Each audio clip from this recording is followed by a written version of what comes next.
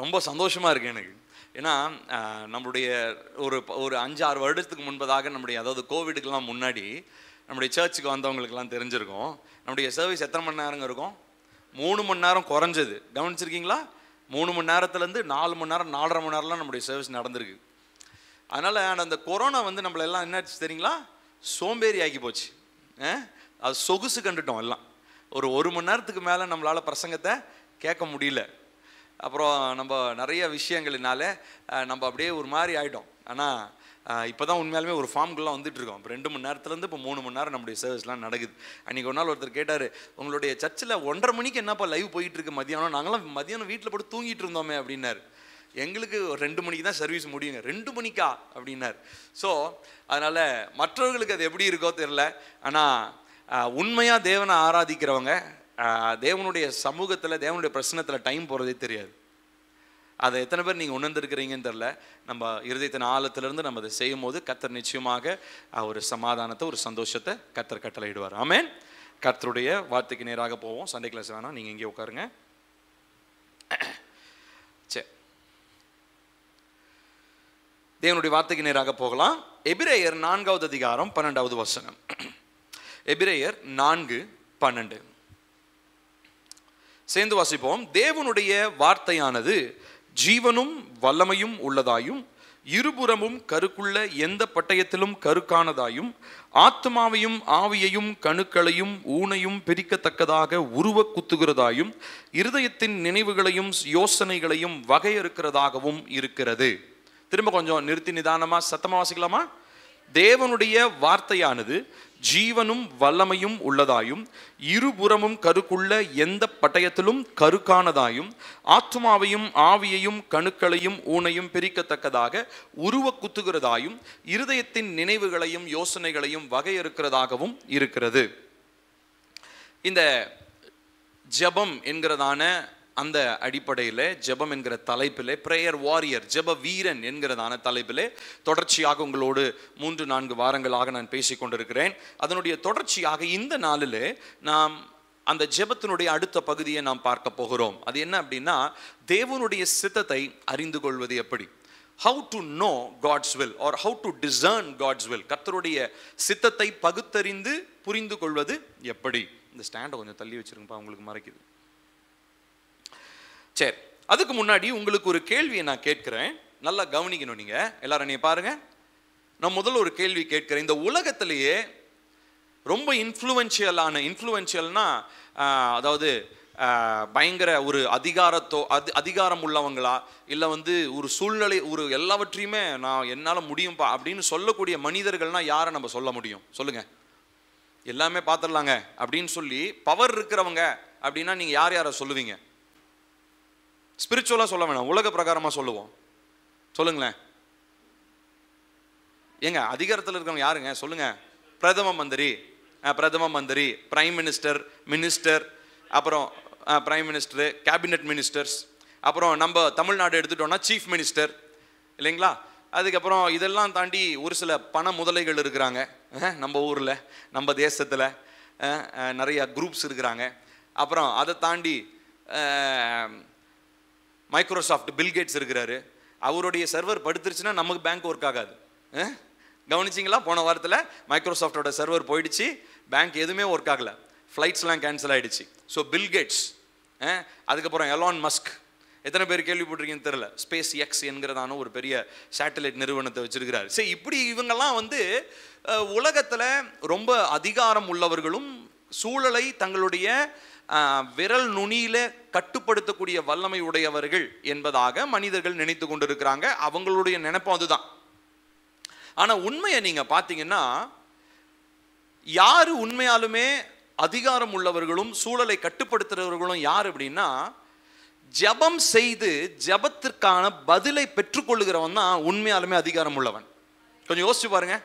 ஏன்னா நீங்க ஓல்டு டெஸ்டமெண்டா இருக்கட்டும், பழைய ஏற்பாடா இருக்கட்டும், புதிய ஏற்பாடா இருக்கட்டும், ராஜாவுக்கே போய் சவால் கொடுத்தவர்கள் தேவ மனிதர்கள். கரெக்டுங்களா? ஆகாப் ராஜா கிட்ட போய் சொன்னாரு, 3 வருஷம் மழை பெய்யாதுன்னாரு. மழை பெய்யல. 3 வருஷம் கழிச்சு மழை பெய்யும்னாரு. ஆகாப் ராஜாவாலேயே கண்ட்ரோல் பண்ண முடியாத விஷயம் என்னது? மழை. ஆனா அதை யாரால கண்ட்ரோல் பண்ண முடிஞ்சது? ஜெபிக்கிற ஒரு மனுஷனால கட்டுப்படுத்த முடிஞ்சது. அப்போ நீங்க ஒண்ணு புரிஞ்சுக்கோங்க, இந்த உலகத்துல இருக்கிற எல்லா அதிகாரங்களுக்கும் மேல ஜெபிக்கிற ஜெபத்திற்கு பதிலை பெற்றுக்கொள்ளுகிற மனிதன் தான் உலகத்திலேயே உச்சக்கட்ட நிலையில, ஆண்டவராகிய இயேசு கிறிஸ்துவுக்கு அடுத்த நிலையில எப்படிப்பட்ட மனுஷனா இருக்கிறான்? அதிகாரம் உள்ள மனுஷனாக இருக்கிறான். அப்போ நம்மளுடைய ஜெபம் எப்படிப்பட்ட ஜெபமா இருக்கணுமா? ஜெபிக்கிற ஜெபத்திற்கு பதில் வருகிற ஜெபமாக இருக்கணும். இப்போ என் வாழ்க்கையில் நான் நிறைய ஜெபத்துக்காக ஜெபம் பண்ணி பதில் வந்திருக்கு, ஆனால் இன்னும் நிறையா ஜெபத்துக்கு பதில் வரல. இதே மாதிரி தான் உங்களுடைய வாழ்க்கையிலும் இருக்கு. ஆனால் நம்ம என்ன பண்ணுறோம்? சோர்ந்து போகாமல் நம்ம ஜெபித்து கொண்டே இருக்கிறோம். ஒரு சிலர் சோர்ந்து போயிருப்போம், ஆனால் ஒரு சிலர் சோர்ந்து போகாமல் ஜெபிக்கிறீங்க, நல்லது. ஆனால் இந்த ஜெபிக்கிறதுலையும் ஒரு ஒரு புரோட்டோகால் வச்சிருக்கிறார், ஒரு முறைமையை கர்த்தர் வச்சிருக்கிறார். அந்த முறைமையின்படி ஜெபிக்கும் போது கண்டிப்பா தேவனால நம்ம ஜெபிக்கிற ஜெபத்துக்கு பதில் தராம இருக்கவே முடியாது. எத்தனை பேருக்கு ஆசையா இருக்கு, நான் ஜெபம் பண்ண ஆண்டவரால பதில் தராம இருக்க முடியாதுங்க, அப்படியே ஆசைப்பட்டு அப்படியே உடனே எனக்கு தூக்கி கொடுத்துடணும்னு எத்தனை பேருக்கு ஆசையா இருக்கு? ஏங்க அவ்வளவுதானா? அந்த அக்காங்க 2 பேர் தான் கை தூக்குறாங்க. உங்களுக்கு ஆசையாவே இல்லையா? ஆமா, நம்ம எல்லாருக்குமே ஆசை, ஜெபம் பண்ண உடனே கர்த்தர் எனக்கு என்ன பண்ணும், பதில் கொடுத்துடணும் அப்படின்னு சொல்லி. நல்லது, அந்த மாதிரி செய்யவும் முடியும். நம்ம ஒரு சில காரியங்களை நம்ம புரிந்துக்கணும். ஒரு சில அமைப்புகளை கர்த்தர் வச்சிருக்கிறார், ஒரு சில ஃபார்முலாஸ் வச்சிருக்கிறார், சூத்திரம் இருக்கிறது. அந்த ஃபார்முலாவுடைய அடிப்படையில் நம்ம ஜெபம் இருக்கும்போது ஜெபத்திற்கான பதில் நிச்சயம் உண்டு. சரிங்களா? அதை குறித்து தான் இந்த நாளிலே உங்களோடு கூட நான் பேச போகிறேன். ஆண்டவராகிய இயேசு கிறிஸ்து இந்த பூமியில் இருந்தப்போ ஜெபத்தினுடைய அடிப்படையாக இருக்க வேண்டிய கர்த்தருடைய ஜெபத்தை அவர் நமக்கு சொல்லி கொடுத்தார். ஆமாங்களா? அதை எடுத்து நம்ம வாசிக்கலாம். அதுல 2 வசனங்கள் தான் இன்னைக்கு நம்ம தியானிக்க போகிறோம். மத்தேயு 6வது அதிகாரம் 9 - 10 வசனங்கள் சேர்ந்து வாசிப்போம். நீங்கள் ஜெபம் பண்ண வேண்டிய விதமாவது, சேர்ந்து வாசிப்போம். பரமண்டலங்களிலே இருக்கிற எங்கள் பிதாவே, உம்முடைய நாமம் பரிசுத்தப்படுவதாக, உம்முடைய ராஜ்யம் வருவதாக, உம்முடைய சித்தம் பரமண்டலத்தில் செய்யப்படுகிறது போல பூமியிலேயும் செய்யப்படுவதாக. கவனிக்கணும். முதலாவது நம்ம இங்க வாசிக்கிறோம், பரமண்டலங்களிலே இருக்கிற அந்த வார்த்தையை நம்ம தியானிக்கலாம் ஒரு few minutes. இப்போ இந்த முழு உலகமும், இந்த உலகத்தில் உருவாகி இருக்கிறதான அதாவது பிலாசபிஸ், தத்துவங்களும் இல்ல மனிதனால் உருவாக்கப்பட்டிருக்கிறதான தத்துவங்களும் கடவுளை, உண்மையான கடவுளை ஏதோ தொலை தூரத்தில் இருக்கக்கூடிய ஒரு நபராக பார்க்கிறது. நல்லா கவனிக்கணும்.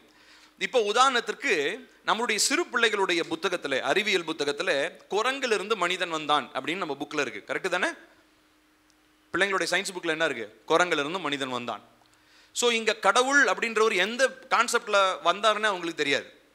ஸோ அப்போ இன்னைக்கு இந்த மாதிரி குரங்கிலிருந்து மனிதன் வந்தான் என்கிறதான இந்த பரிமாண வளர்ச்சி, எவல்யூஷன் அப்படின்னு சொல்ற இந்த காரியத்தை நம்புறவங்களுக்கு கடவுள் மேல என்ன இருக்காது? நம்பிக்கை இருக்காது.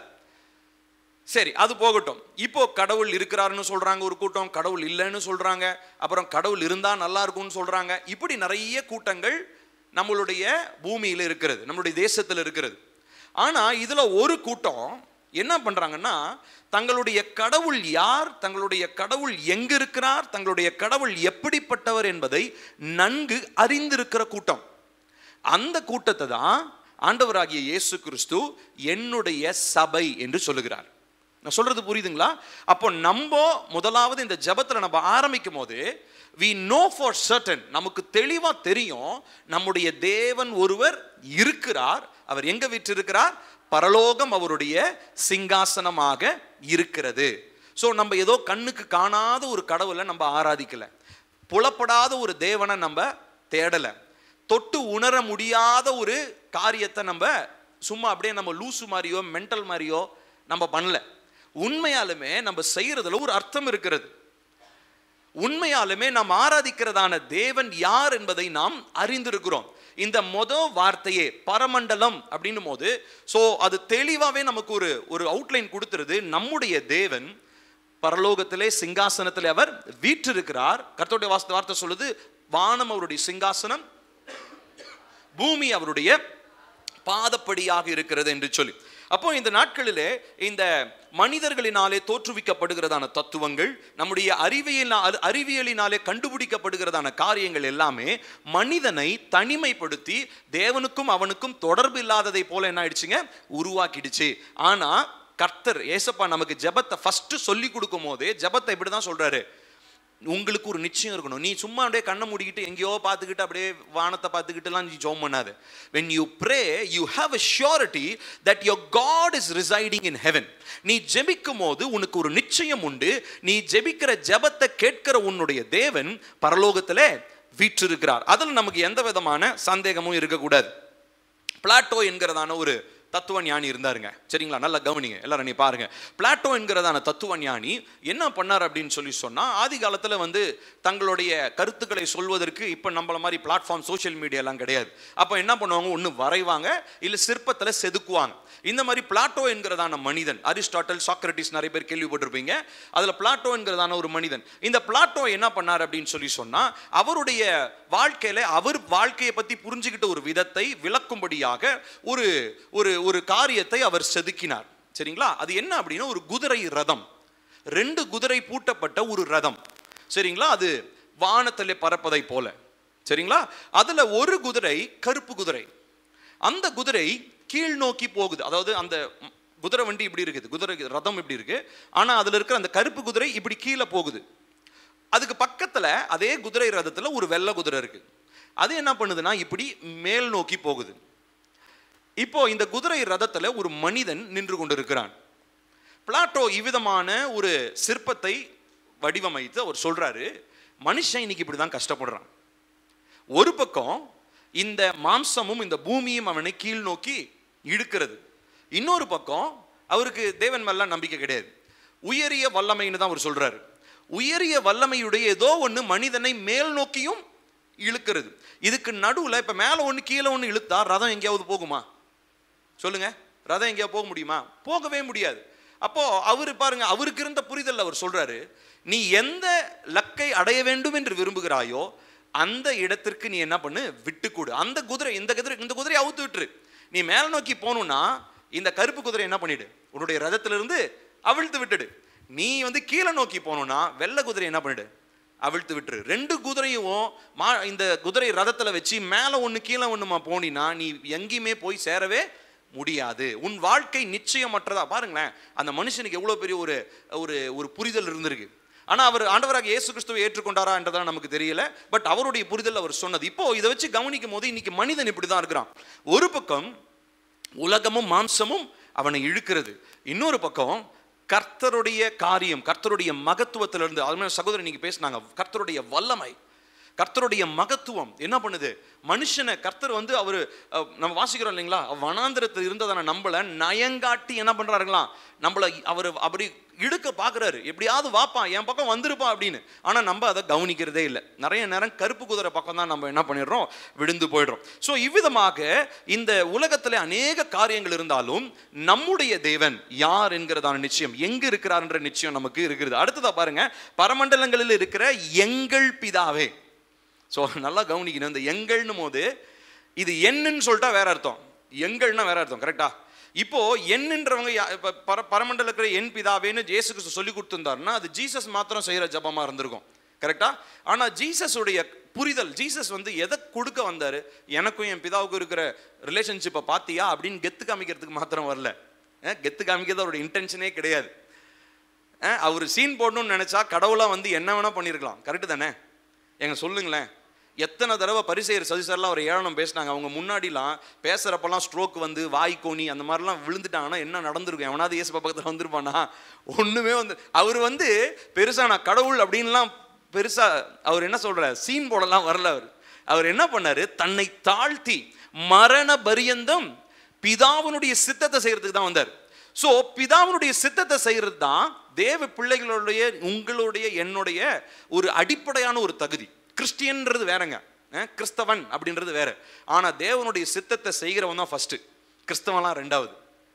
நீங்க கிறிஸ்தவங்களா இல்லாம நிறைய பேர் தேவ சித்தத்தை செய்யறவங்க நான் பார்த்திருக்கேன், உண்மையா சொல்றேன். ஆனா கிறிஸ்தவங்களா இருந்து தேவ சித்தத்தை செய்யாதவங்களையும் நான் பார்த்திருக்கேன். இது ரெண்டுக்கும் வித்தியாசம் இருக்கு. ஏசப்பா அவங்களையும் என்னையும் கிறிஸ்தவனா மாற சொல்லல. அவர் சொன்ன ஒரே ஒரு காரியம், அவருடைய சித்தத்தை செய்யணும். அதனால ஏசப்பா இங்க சொல்றாரு என் பிதாவேன்னு சொல்ல. ஸோ எங்கள் பிதாவேன்னு போது என்ன நடக்குது அப்படின்னு சொன்னா, ஒரு ஒரு ஒரு சென்ஸ் ஆஃப் ஒரு யூனிட்டி, ஒரு ஒற்றுமை உண்டாகிறது. கலைஞர் கருணாநிதி சொன்ன ஒரு வார்த்தை நம்ம எல்லாருக்கும் தெரியும், நான் என்று சொன்னால். எங்க பஸ்லாம் நீங்க படிச்சதே இல்லையா? இப்ப இருக்கிற பஸ்லாம் எழுதலன்னு நினைக்கிறேன். நான் என்று சொன்னால் உதடுகள் ஒட்டாது, நாம் என்று சொன்னால் உதடுகள் ஒட்டும். பாருங்க எவ்வளோ அர்த்தமுள்ள ஒரு வார்த்தை. நம்ம தமிழ்நாடு கவர்மெண்ட்ல நிறைய விஷயம், நான் நேற்று கூட இந்த அருமையான அம்மாவுடைய காரியத்துக்காக போகும்போது போலீஸ் உடைய அவருடைய இதில் பார்த்தேன். இங்கே கீழே அந்த பேட்சில் தமிழ்நாடு போலீஸ்லாம் போட்டு வாய்மையே வெல்லும், ட்ரூத் ட்ரையம்ஸ்.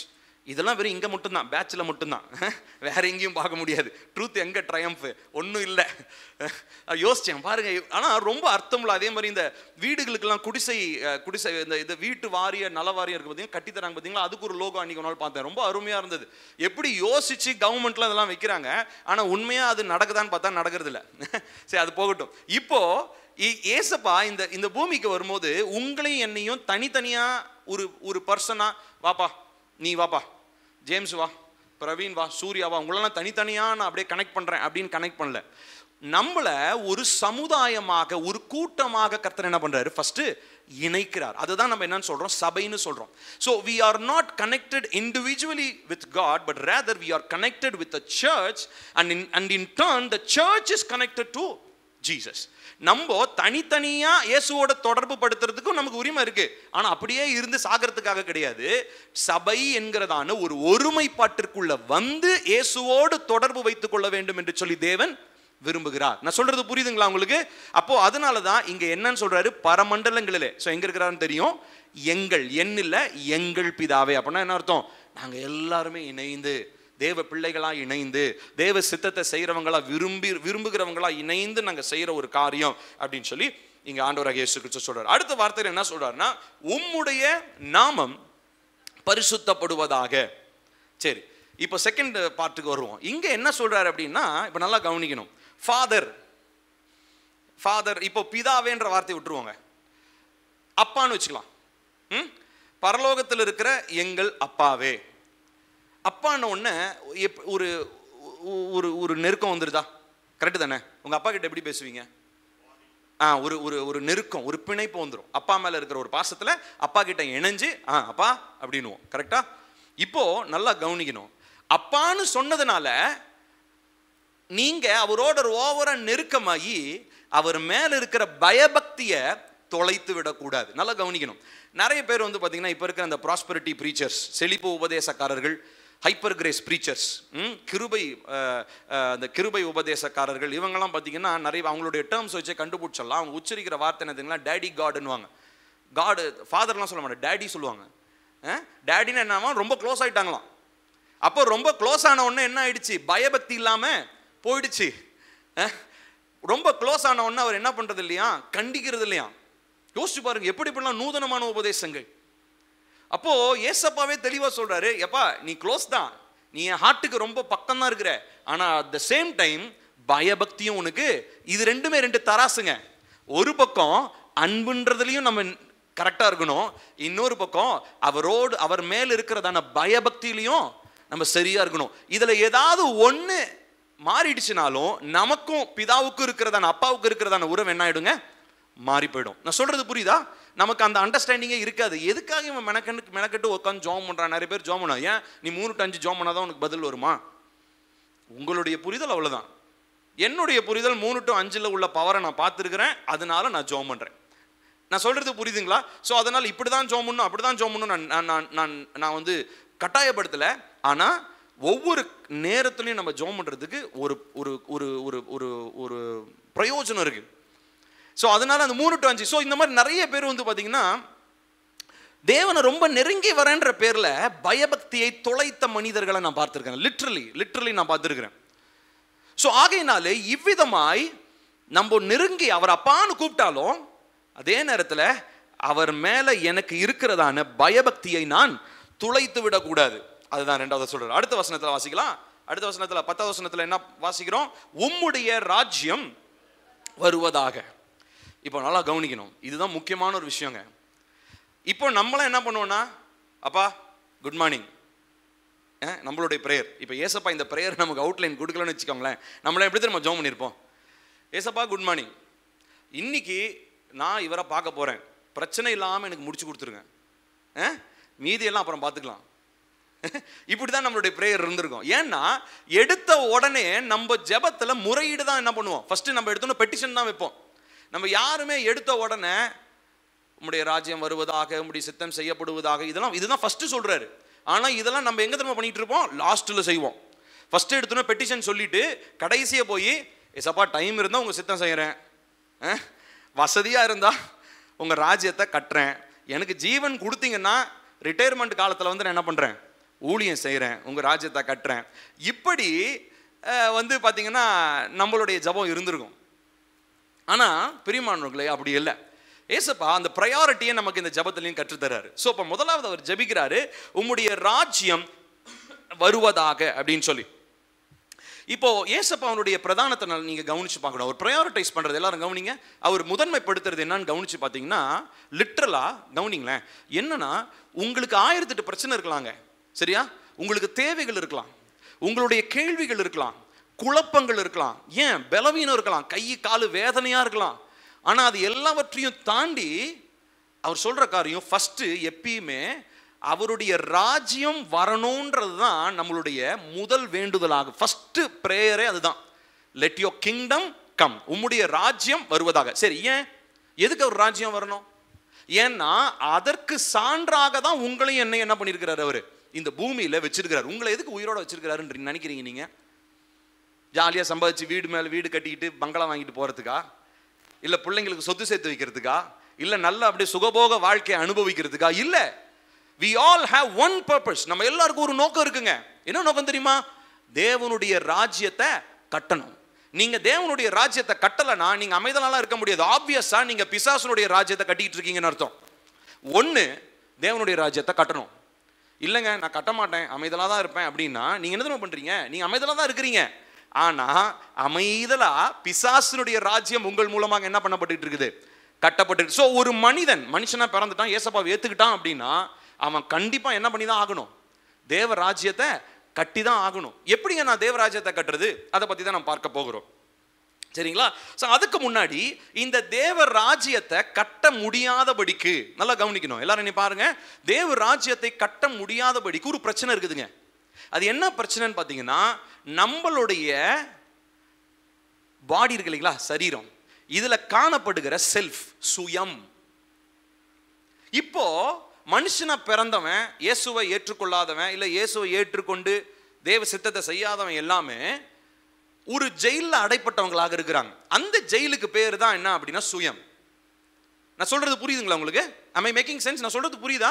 தயவு செஞ்சு கொஞ்சம் புரியலன்னா கூட கேளுங்க, நான் திரும்ப சொல்றேன். ஏன்னா இது ரொம்ப முக்கியமான ஒரு விஷயம். சும்மா நான் வந்து உங்களுக்கு காலேஜ் போனவங்களுக்குலாம் தெரியும், புரியுதோ புரியலையோ மண்டையாட்டின்னு இருப்போம் பார்த்தீங்களா, அந்த மண்டையாட்டுறதுலாம் வேணாம். தயவு செஞ்சு புரியலன்னா நிறுத்தி என்கிட்ட கேளுங்க, சரிங்களா? உங்களுக்கு நான் சொல்லித்தரேன். இப்போ நல்லா கவனிக்கணும். மனுஷனா பிறந்தவன் எல்லாருமே சுயம் என்கிறதான ஒரு சிறையில் என்ன பண்ணிட்டாங்க, அடைப்பட்டுட்டான். எல்லாருமே ஒரு ஜெயிலில் இருக்கிறோம். இப்போ இந்த சுயம் என்கிறதான இந்த ஜெயில் செல்லில் இருந்து வெளியே வந்தீங்கன்னா தான் எதற்காக ஜெபம் பண்ண முடியும் தெரியுமா? தேவ ராஜ்யத்துக்காக ஜெபம் பண்ண முடியும். தேவ ராஜ்யத்துக்காக ஜெபம் பண்ண முடியலன்னா என்ன அர்த்தம்? உங்க சுயத்திலேயே நீங்க என்ன பண்ணப்பட்டிருக்கிறீங்க, இன்னும் கட்டப்பட்டிருக்கிறீங்க. உங்களுடைய சுயத்தை தாண்டி சுயம் என்கிற சிறைச்சாலையிலிருந்து வெளியே வந்தாதான் தேவ சித்தம் என்கிறதான பரலோக ராஜ்யம் நிறைவேறுதலுக்காக என்ன பண்ண முடியும், நம்மளால ஜெபிக்க முடியும். ஸோ பரலோக ராஜ்யம் வருவதாகன்னு சும்மா ஜெபம் பண்ணிட்டு போயிடுறோம். ஆனா அது நிறைவேற முடியாம தடையா இருக்கிறது யார் தெரியுமா? நானே தான். பிசாசெல்லாம் ரெண்டாவது தான். நானே தான் தேவனுடைய ராஜ்யம் வர முடியாததுக்கு தடையா இருக்கேன். ஏன்? எனக்குள்ள இருக்கிற என்னதுங்க, சுயம். சொல்லுங்க, என்னதுங்க? சுயம் என்ன பண்ணுது? அது தேவ ராஜ்யத்தை கட்ட விடாம என்னையவே அது தடை செய்கிறது. அப்போ இந்த சுயம் என்கிறதான இந்த சிறைச்சாலையிலிருந்து ஒரு மனிதன் வெளியே வர வேண்டியது அவசியமாக இருக்கிறது. இப்போ இந்த சிறைச்சாலையிலிருந்து ஒரு மனிதன் எப்படி வருவான், அதை குறித்து நாம் வாசிக்க போகிறோம். எபேசியர் 2வது அதிகாரம் 1 to 7 வசனங்களை வாசிக்க போகிறோம். நிறுத்தி நிதானமா எல்லாரும் சேர்ந்து வாசிக்கலாமா? எபேசியர் 2வது அதிகாரம் 1 to 7 வசனங்கள். வாசிக்கலாமா சேர்ந்து? அக்கிரமங்களினாலும், மைக்கில் படிங்க, உங்களை உயிர்ப்பித்தார், அவைகளில் நீங்கள் முற்காலத்திலே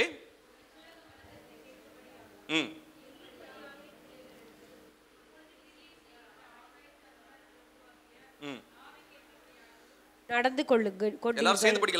அவர்களுக்குள்ளே நாம் எல்லாரும் முற்காலத்திலே நமது மாம்ச இச்சையின்படியே நடந்து நமது மாம்சமும் மனசும் விரும்பினவைகளை செய்து சுவாபத்தினாலே மற்றவர்களைப் போல கோபாக்கினையின் பிள்ளைகளாயிருந்தோம். தேவனோ இரக்கத்தில் ஐஸ்வர்யம் உள்ளவராய் நம்மில் அன்பு கூர்ந்த தம்முடைய மிகுந்த அன்பினாலே அக்கிரமங்களில் மரித்தவர்களாயிருந்த நம்மை கிறிஸ்துவுடனே கூட உயிர்ப்பித்தார். கிருபையினாலே இரட்சிக்கப்பட்டீர்கள்.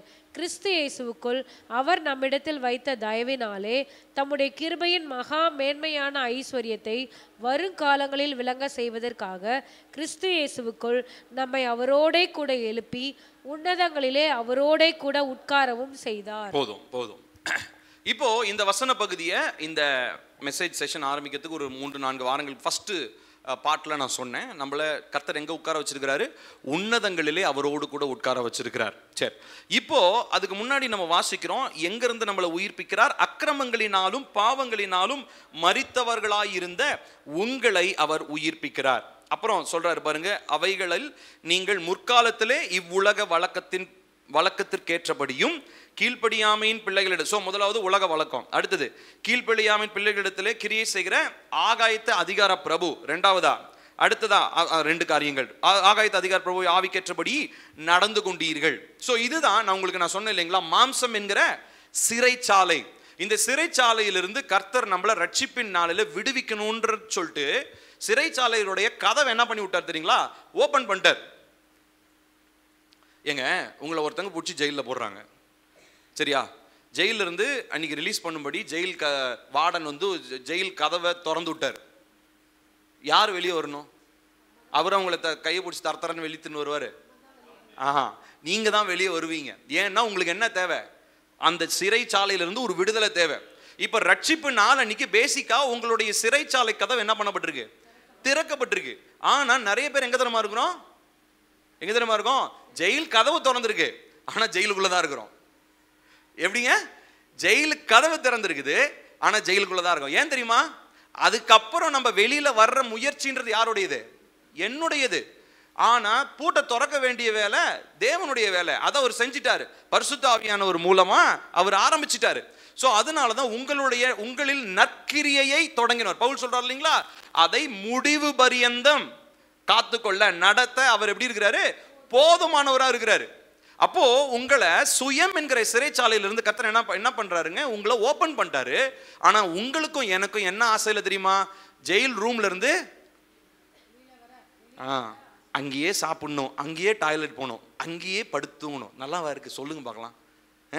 ரொம்ப நீங்க நம்ம நினைக்கிற மாதிரி ஜெயிலெலாம் அப்படியே சும்மா ரொம்ப ஜாலியாக வெளிநாட்டு ஜெயிலெலாம் பார்த்து நம்ம ஏமாந்துடக்கூடாது. ஜெயில் இருக்கலே மோசமான ஒரு இடம். டாய்லெட்டு, சாப்பிட்றது, தூங்குறது எல்லாம் ஒரே இடம். யோசிச்சு பாருங்க. ஆனா நிறைய பேர் ஸ்பிரிச்சுவலா கர்த்தர் நம்மளை விடுதலை ஆக்கியிருந்தாலும் எங்க தெரியுமா? சுயம் என்கிற சிறைச்சாலைக்குள்ளேயே இன்னும் நம்ம இருக்கிறோம். நம்மளை விடுவிக்கிறதுக்கு கர்த்தர் ஆரம்பிச்சிட்டார் அந்த ப்ராசஸை. ஆனா நம்மளுடைய ஆத்துமா அந்த ப்ராசஸ் என்ன பண்ணலங்க, விரும்பல. நம்ம இன்னும் இல்லைங்க, இதே பரவாயில்ல, இது எனக்கு இந்த சின்ன இது போதுங்க, நான் இப்படியே இங்கேயே சாப்பிட்டுக்கிட்டு இங்கேயே டாய்லெட் போயிட்டு இங்கேயே தூங்கிட்டு எனக்கு பழகி போச்சுங்க அப்படின்னா நீங்க அங்கேயே கிடங்க. உங்களை யாரும் வற்புறுத்தி வெளியெல்லாம் கூட்டிட்டு வர மாட்டாங்க. திரும்ப பார்ப்பான் ஒரு நாள், ஒரு 10-15 வருஷம் பார்த்து பொறுமையாக பார்த்துக்கிட்டே இருப்பான். வேற ஒருத்தன் சாவி வச்சுட்டு நின்றுக்கிட்டு இருப்பான். அவன் என்ன பண்ணுவான்? திரும்ப உங்களை உள்ளே இருக்கணும் தானே விருப்பப்படுற. அப்போ நீ உள்ள கதவு சாத்தி இருந்தாருன்னா தொடர்ந்துருந்தா என்னன்ட்டு உள்ளே வச்சு திரும்ப உங்களை சாத்தி விட்டு போயிடுவான். அப்போ நம்ம நல்லா கவனிக்கணும் பிரியமானவர்களே, தேவனுடைய ராஜ்யம் வர முடியாததற்கு தடை என்ன சொல்லுங்க? எனக்குள்ள இருக்கிற சுயம் என்கிறதான சிறைச்சாலை. அப்போ நம்ம எல்லாருடைய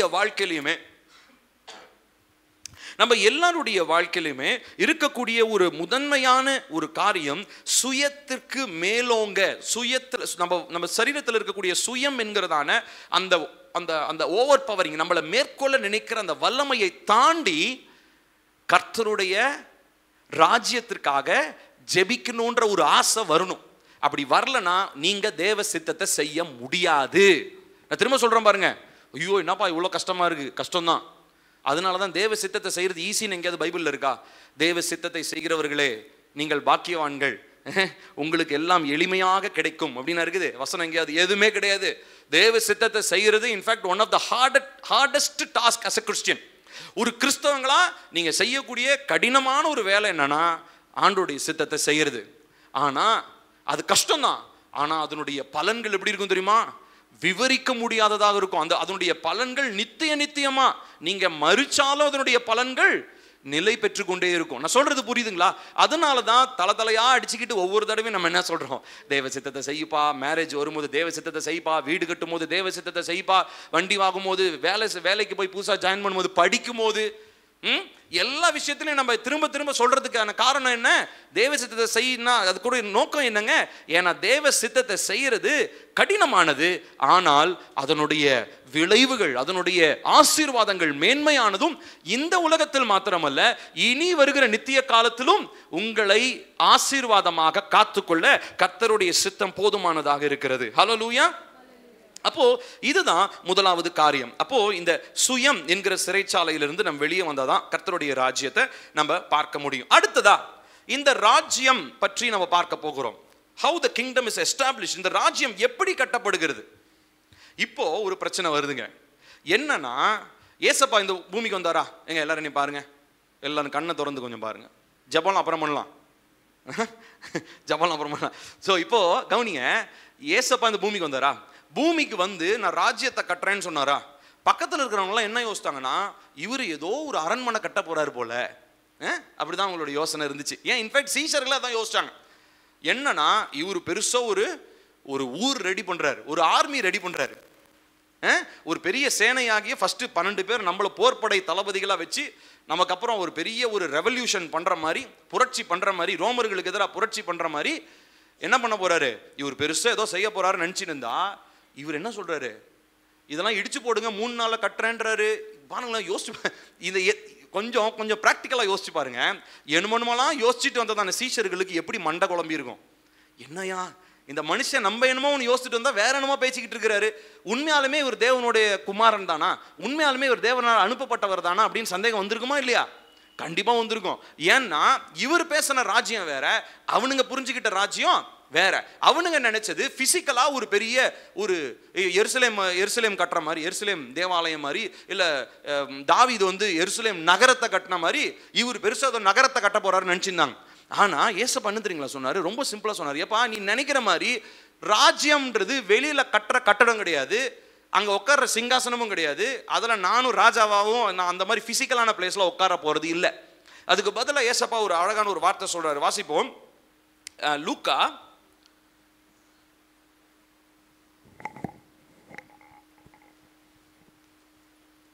17வது அதிகாரம் 20 to 21 சேர்ந்து அவங்க வாசிப்பாங்க. மைக்ல சுதா வாசிப்பாங்க, எல்லாரும் சேர்ந்து வாசிக்கலாம். தேவனுடைய ராஜ்யம் எப்பொழுது வரும் என்று பரிசேயர் அவரிடத்தில் கேட்டபொழுது அவர்களுக்கு அவர் பிரதியுத்தரமாக, தேவனுடைய ராஜ்யம் பிரத்யட்சமாய் வராது, இதோ இங்கே என்றும் அதோ அங்கே என்றும் சொல்லப்படுகிறதற்கும் ஏதுவிராது, இதோ தேவனுடைய ராஜ்யம் உங்களுக்குள் இருக்கிறதே என்றார். போதும். இப்ப பாருங்க எவ்வளவு பெரிய ட்விஸ்ட் பாருங்க இது.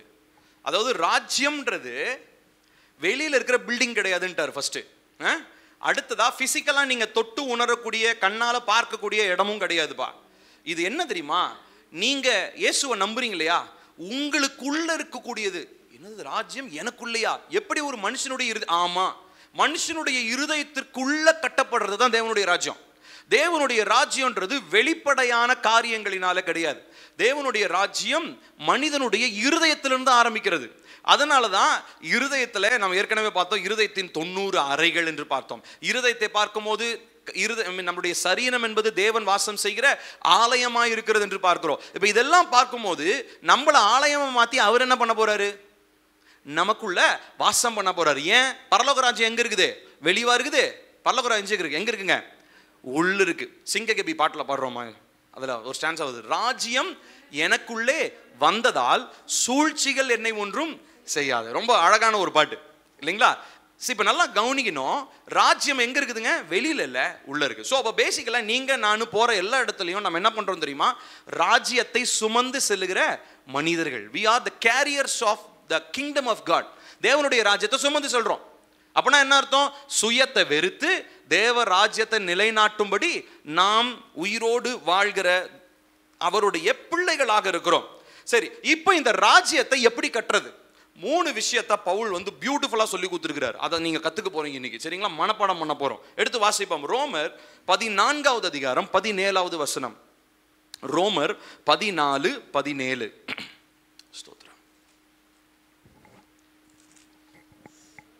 தேவனுடைய ராஜ்யம், எல்லாம் சேர்ந்து வாசிக்கலாம். தேவனுடைய ராஜ்யம் புசிப்பும் குடிப்பும் அல்ல, அது நீதியும் சமாதானமும் பரிசுத்த ஆவியினால் உண்டாகும் சந்தோஷமுமாய் இருக்கிறது. சூப்பர். பாருங்க, போதும் 3 காரியங்களை அப்போஸ்தலனாகிய பவுல் சொல்றாரு. பரலோக ராஜ்யத்துல 3 விஷயம்பா. பேசிக்கானது 3 விஷயம். என்னதுங்க? நீதி, சமாதானம், சந்தோஷம். சொல்லுங்க, என்னதுங்க? நீதி, சமாதானம், சந்தோஷம். திரும்ப சொல்லுங்க. நீதி, சமாதானம், சந்தோஷம். இப்போ இது உங்களுடைய இருதயத்திற்குள்ள இருக்கிறதா? உங்க இருதயத்துக்குள்ள இது 3 இருந்துச்சுன்னா நீங்க என்ன பண்றீங்கன்னு அர்த்தம்? தேவனுடைய ராஜ்யம் உங்களுக்குள்ள இருக்குதுன்னு அர்த்தம். இது 3 தான் செக் பாயிண்ட். நீதி, சந்தோஷம், சமாதானம். நீதி, சமாதானம், சந்தோஷம். சரி, நீதினா என்னதுங்க? சொல்லுங்க. நீதினா என்ன? நியாயம்னு சொல்றோம் இல்லையா? அது அப்படின்னா என்ன அர்த்தம்? தப்பு சரி, இதுக்கு நடுவில் நின்று பேசுறவங்க இல்ல, சரியானது பக்கம் பேசுறவங்க தான் நீதி. இப்போ ஜட்ஜுக்கு பேர் என்னது? நீதிபதி. நீதிபதி அப்படின்னா என்ன அர்த்தம்? அவர் நியாயத்தின் பக்கம் பேசுறவரு அப்படின்னு அர்த்தம். அதுதான் நீதிபதி. இப்போ இந்த நீதி அப்படின்றது அதே மாதிரி தான். இயேசு கிறிஸ்து, நல்லா கவனிக்கணும் எல்லாரும், நினைப்பாருங்க, நீதியாய் சிறைப்பட்டு போனவர்களை நம்ம எல்லாருமே லீகலா நீதியா என்ன பண்ணப்பட்டிருக்கிறோம்? சிறைப்பட்டு போனவர்கள். கர்த்தருடைய வார்த்தை சொல்லுது. எப்படி சிறைப்பட்டு போனோம்? நம்முடைய முற்பிதாக்கள் பாவங்கள், விக்கிரக ஆராதனை, நம்முடைய சுயம், நம்முடைய அறியாமை, இப்படி பல விதத்துல நம்ம எல்லாமே என்ன ஆயிட்டோம்? ஒரு சிறைக்குள்ள போயிட்டோம். இப்ப நீதியாய் சிறைப்பட்டவர்களை ஆண்டவராகிய இயேசு கிறிஸ்து அவருடைய சிலுவையின் மரணத்தினால என்ன பண்ணாருங்களா? விடுவிச்சாரு. பிசாசுக்கு லீகல் ரைட்ஸ் இருந்துச்சு பிடிக்கிறதுக்கு. ஆனா அந்த நீதியை காட்டிலும் இயேசு கிறிஸ்து சிலுவையில் வெளிப்படுத்தின நீதி எப்படி இருந்துச்சு? பயங்கரமா இருந்துச்சு. அதனால பிசாசனுடைய நீதியை காட்டிலும் இயேசு கிறிஸ்துவனுடைய நீதி பெரிதா இருந்ததுனாலே என்னையும் உங்களையும் அவர் என்ன பண்ணிட்டாரு? மீட்டு கொண்டார். இப்ப மீட்டு கொண்டுட்டு அவர் எதிர்பார்க்கிற ஒரு விஷயம் என்னன்னா, என்னுடைய ரைச்சஸ்னஸ், என்னுடைய நீதி உனக்குள் இருக்க வேண்டும். நான் நீதியா இருக்கிற மாதிரி நீ எப்படி இருக்கணும்? நீதியா இருக்கணும். உன்னுடைய செயல்கள் எல்லாம் நீதி உள்ளதாக இருக்கணும். நம்ம நீதியை எதிர்பார்த்து நீதிபதி கிட்ட போக வேண்டிய அவசியம் இல்லை. நீதியை வெளிப்படுத்துறதுக்கு தேவனே நமக்கு அந்த கிருபையை நமக்கு ஒரு ஸ்பெஷல் கிஃப்டா வச்சிருக்கிறார், இருதயத்திற்குள்ள வச்சிருக்கிறார். You have all the ability to be riches. எதனால? சுயம் இல்லை. ஏன்னா ஏசாயா திரும்ப சொல்றாரு, எங்களுடைய சுயநீதி அழுக்கான கந்த. உங்களுடைய சுயநீதியை பத்தி சொல்லல, கிறிஸ்துவின் நிமித்தமாய், இயேசுவின் நிமித்தமாய் உங்களுக்கு உண்டான நீதி உங்களுக்குள்ள போதுமானது. ஃபர்ஸ்ட் விஷயம். அடுத்து என்ன பார்க்கிறோம்? சமாதானம். சமாதானம்னா என்னதுங்க? சமாதானம்.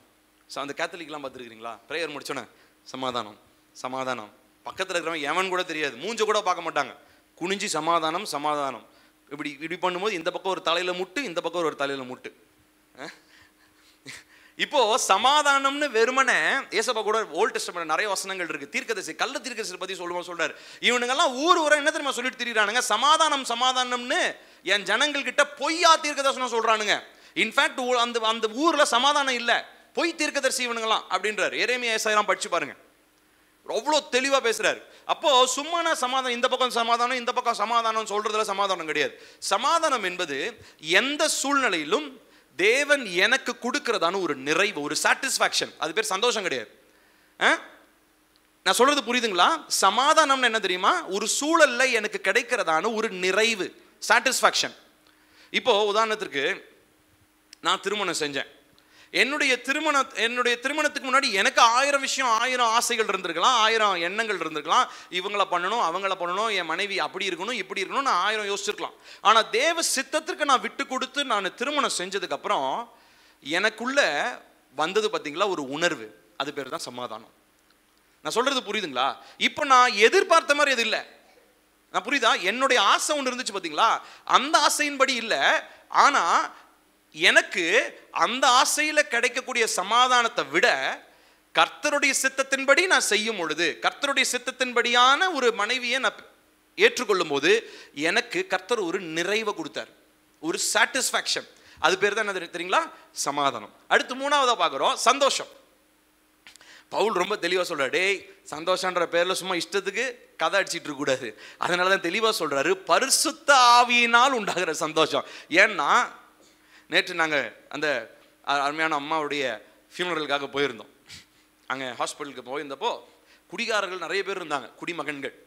அவங்களுக்கு பார்த்தீங்கன்னா அவன் சொல்கிறான், சார் குடிகாரன் வந்து பேசுகிறான், நீங்கள் செத்தாலும் நாங்கள் குடிப்போம், பிறந்தாலும் நாங்கள் குடிப்போம், சலுப்படிச்சா நாங்கள் குடிப்போம், என்ன போனாலும் நாங்கள் குடிப்போம், எங்களுக்கு அதுதான் சார் சந்தோஷம் அப்படின்றான். இப்படிலாம் நம்ம பேசுவோன்னு தெரிஞ்சுதான், கிறிஸ்தவங்களும் இப்படி பேசுவாங்கன்னு தெரிஞ்சுதான் பவுல் என்ன எழுதி வச்சிருக்கிறாரு, டேய் சும்மா போனது வந்ததெல்லாம் சந்தோஷம்னு சொல்லிட்டு தெரியாத, உத போடுவோம். உனக்கு என்ன தெரியுமா சந்தோஷம்? பரிசுத்த ஆவியானவராலே உண்டாகிற சந்தோஷம். இது எப்போ வரும், எப்படி வரும்? தேவ சித்தத்தை செய்யற மனுஷனுடைய இருதயத்துல மாத்திரம்தான் பரிசுத்த ஆவியானவரால் உண்டாகிற சந்தோஷம் கிடைக்கும். மற்றபடி மற்றவனுக்கு எல்லாம் அது பைத்தியமா இருக்கும், மற்றவனுக்கு அது புரியவே புரியாது. எப்படி அவன் சந்தோஷமா இருக்கிறான்? என்னையும் என்னுடைய மனைவியும் பார்த்து கேட்டவர்கள் நிறைய பேர் இருக்கிறாங்க, எப்படி இவ்வளோ சந்தோஷமா இருக்கிறீங்க, எப்படி இவ்வளோ ஜாலியாக இருக்கிறீங்க, எப்போ பார்த்தாலும் சிரிச்சுக்கிட்டே ஜாலியாக இருக்கிறீங்களா எப்படி? அது ஏன்னா கர்த்தர் பரிசுத்த ஆவியானவராலே உண்டான சந்தோஷம். நான் சொல்றது புரியுதுங்களா உங்களுக்கு? ஸோ அப்போ தேவனுடைய ராஜ்யம்னா என்ன வேணுமா? 3 என்ன சொன்னேன்? நீதி, சமாதானம், சந்தோஷம். நான் திரும்ப உங்களுக்கு அடுத்த வாரம் கேட்பேன், எல்லாரும் மனப்பாடமாக வச்சிருக்கணும். என்னன்னது? நீதி, சமாதானம், சந்தோஷம். இந்த 3 காரியங்களை ஆண்டவராகிய இயேசு கிறிஸ்து நமக்கு கற்றுக் கொடுக்கிறார். இப்போ பாருங்க, இன்னொரு வசனத்தை வாசிக்கலாம். எபேசியர் 5வது அதிகாரம் 24 to 25. இன்னொரு 10 நிமிடங்களில் முடிக்க போகிறேன், நல்லா கவனிங்க. எபேசியர் 5:24 to 25 சேர்ந்து வாசிப்போம். சபையானது கிறிஸ்துவுக்கு கீழ்ப்படுகிறது போல சேர்ந்து வாசிக்கலாம். மனைவிகளும் தங்கள் சொந்த புருஷர்களுக்கு எந்த காரியத்திலையும் கீழ்ப்படிந்திருக்க வேண்டும். புருஷர்களே, உங்கள் மனைவிகளில் அன்பு கூறுங்கள், அப்படியே கிறிஸ்துவும் சபையில் அன்பு கூர்ந்து தாம் அதை திருவசனத்தை கொண்டு தண்ணீர் முழுக்கினால் சுத்திகரித்து பரிசுத்தமாக்குகிறதற்கும். போதும். இப்போ இது பின்னாடி வந்து சர்ச்சை பத்தி பேசுறாரு. ஆனா ஃபர்ஸ்ட் யாரையும் கம்பேர் பண்றாருன்னா, சபை கிறிஸ்துவுக்கு கீழ்ப்படுகிறது போல. கவனிக்கணும். என்னப்பா இப்போ வேற டாபிக் வந்துட்டு ஹஸ்பண்ட் ஒய்ஃப் பத்தி பேசுறோமே, கவனிங்க, ஒரு ட்விஸ்ட் இருக்கு, கவனிங்க. இப்போ அப்போஸ்தலனாகிய பவுல் சொல்றாரு, சபை கிறிஸ்துவுக்கு கீழ்ப்படுகிற மாதிரி. பொதுவாக இதெல்லாம் கல்யாணத்தில் தானே வாசிச்சாங்க. பிரீத்தி கல்யாணம், பிரீத்தி ஜஸ்டின் இருக்காரு, அவங்க கல்யாணத்தில் தானேப்பா வாசித்தோம். இதை எல்லா கல்யாணத்துலையும் வாசித்திருப்போம். ஆனால் வாசிச்சு கல்யாணத்தில் மட்டும்தான் வாசிக்கிறோம், அதுக்கப்புறம் வேற எங்கேயுமே நான் வாசிக்கிறதே இல்லை. கவனிங்க, இப்போ சபையானது கிறிஸ்துவுக்கு கீழ்ப்படுகிறது போல மனைவிகளும் தங்கள் சொந்த புருஷர்களுக்கு எந்த காரியத்திலேயும், நல்லா கவனிக்கணும், எந்த காரியத்திலேயும் கீழ்ப்படிந்திருக்க வேண்டும். சரி, இப்போ நல்லா கவனிக்கணும்.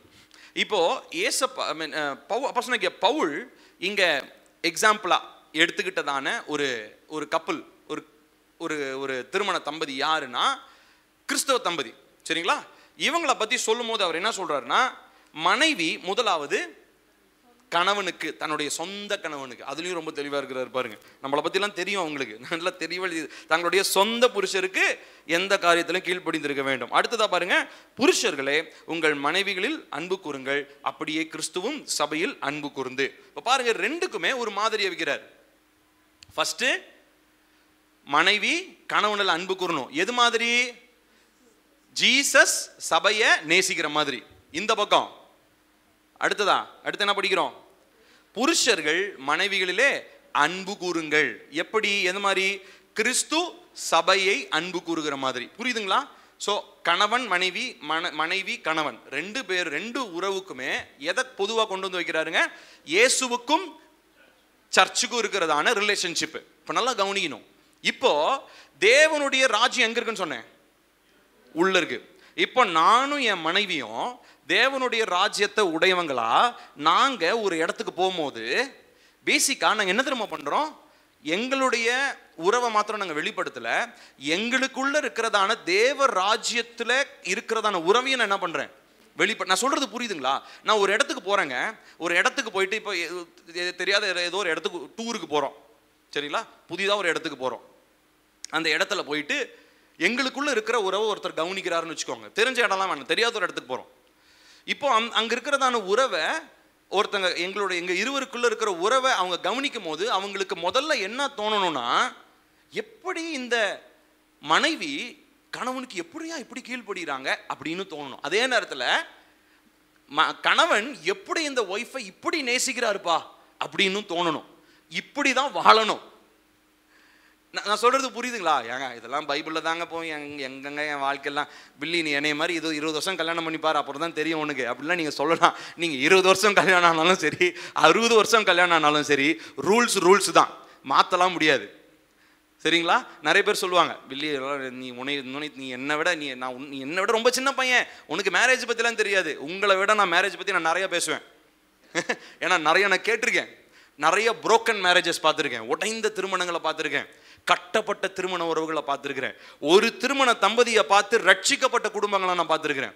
ஆகையினாலே யூ கேனாட் கன்வின்ஸ் மீ. நீங்கள் என்னை கன்வின்ஸ் பண்ணவே முடியாது. மேரேஜ்ன்றது ரொம்ப போர் அடிக்கிற ஒரு விஷயம், சலுப்பான ஒரு விஷயம் அப்படின்லாம் நீங்கள் என்கிட்ட சொல்லி என்னை நம்ப வைக்க முடியாது. ஏன்னா நான் அதை தாண்டி நிறைய லெவலில் நான் பார்த்துட்டேன். சரிங்களா? அது பெருமைக்காக சொல்ல, நான் ரொம்ப தாழ்மையுள்ள இருதயத்தோட கர்த்தருடைய பலிபீடத்திலேருந்து பேசுகிறேன். செல்வின், பாஸ்டர் செல்வின் அவங்க எல்லாருக்கும் தெரியும். அவங்க நான் பார்த்ததுல ரொம்ப பியூட்டிஃபுல்லான ஒரு மேரேஜ் கவுன்சிலர். அவர் திருமண தம்பதிகளுக்கு சூப்பராக ஒரு ஆலோசனைகளை கொடுப்பாங்க. ஏன்னா நான் ஊழியத்துக்கு அவரோடு கூட வருஷம் நான் போகும்போது என்னை கூட்டிகிட்டு போவார் கவுன்சிலிங்லாம். ஒரு சில ப்ரைவேட்டான இடங்களுக்கு கூப்பிட்டு போக மாட்டார், ஏன்னா அவங்க இன்டிமேட்டான விஷயங்கள்லாம் பகிர்ந்து கொள்வாங்க. ஆனால் நான் பார்க்குறேன், ஒவ்வொரு தடவை ஒரு வருஷம் போயிருப்பேன், கவுன்சிலிங் முடிச்சுட்டு அடுத்த வருஷம் பார்க்கும்போது அந்த குடும்ப உறவு ரெஸ்டோர் ஆகிருக்கும். அந்த குடும்பத்தை கர்த்தர் கட்டியிருப்பார். அந்த குடும்பம் வேற ஒரு குடும்பத்துக்கு சாட்சியாக நிற்பாங்க. இந்த மாதிரி நான் நிறைய திருமணங்களை நான் அந்த வடநாட்டில் பார்த்துருக்கேன், லிட்டரலாக நம்ம ஊர்லேயும் நான் பார்த்துருக்கேன்.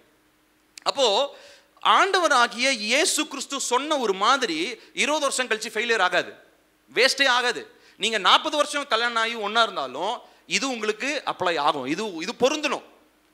இப்போ நல்லா கவனிக்கணும், நான் தனிப்பட்ட விதத்துல போகும்போது தேவராஜ்யத்தை வெளிப்படுத்துற ரைட்டு, அதே மாதிரி புருஷனும் பொண்டாட்டியும் சேர்ந்து போனாலும் என்னதான் பண்ணணுமா? தேவராஜ்யத்தை வெளிப்படுத்தணும். எப்படி? நான் என் மனைவியை நேசிப்பதிலும் என் மனைவி எனக்கு கீழ்ப்படிவதிலும் நாங்கள் எதை வெளிப்படுத்துறோம்? தேவனுடைய ராஜ்யத்தை வெளிப்படுத்துறோம். நான் சொல்றது புரியுதுங்களா? ஹஸ்பண்ட் அண்ட் ஒய்ஃப்ஸ் இங்கே இருக்கிறீங்க, அருமையான குடும்பங்கள் இருக்கிறீங்க. நீங்க கொஞ்சம் யோசிச்சு பாருங்க, ஒருவேளை இந்த காரியத்துல கர்த்தர் நமக்கு உணர்த்துவார் என்று சொன்னால் நம்ம சரி செய்து கொள்ள வேண்டும். நம்ம முதலாவது தனிப்பட்ட விதத்துல நீதி, சமாதானம், பரிசுத்தாவியானவரால் உண்டாகிற சந்தோஷம் தனிப்பட்ட விதத்துல. அடுத்ததா இணைந்து இருக்கிற அந்த உறவுல தேவனுடைய அன்பை வெளிப்படுத்துகிறவர்களாக நாம் இருக்க வேண்டும். அடுத்ததா கடைசியா திரும்ப அந்த இதுக்கு போங்கப்பா, மத்தேயு 6வது அதிகாரம் 10வது வசனத்துக்கு போவோம். வாசிக்கலாமா?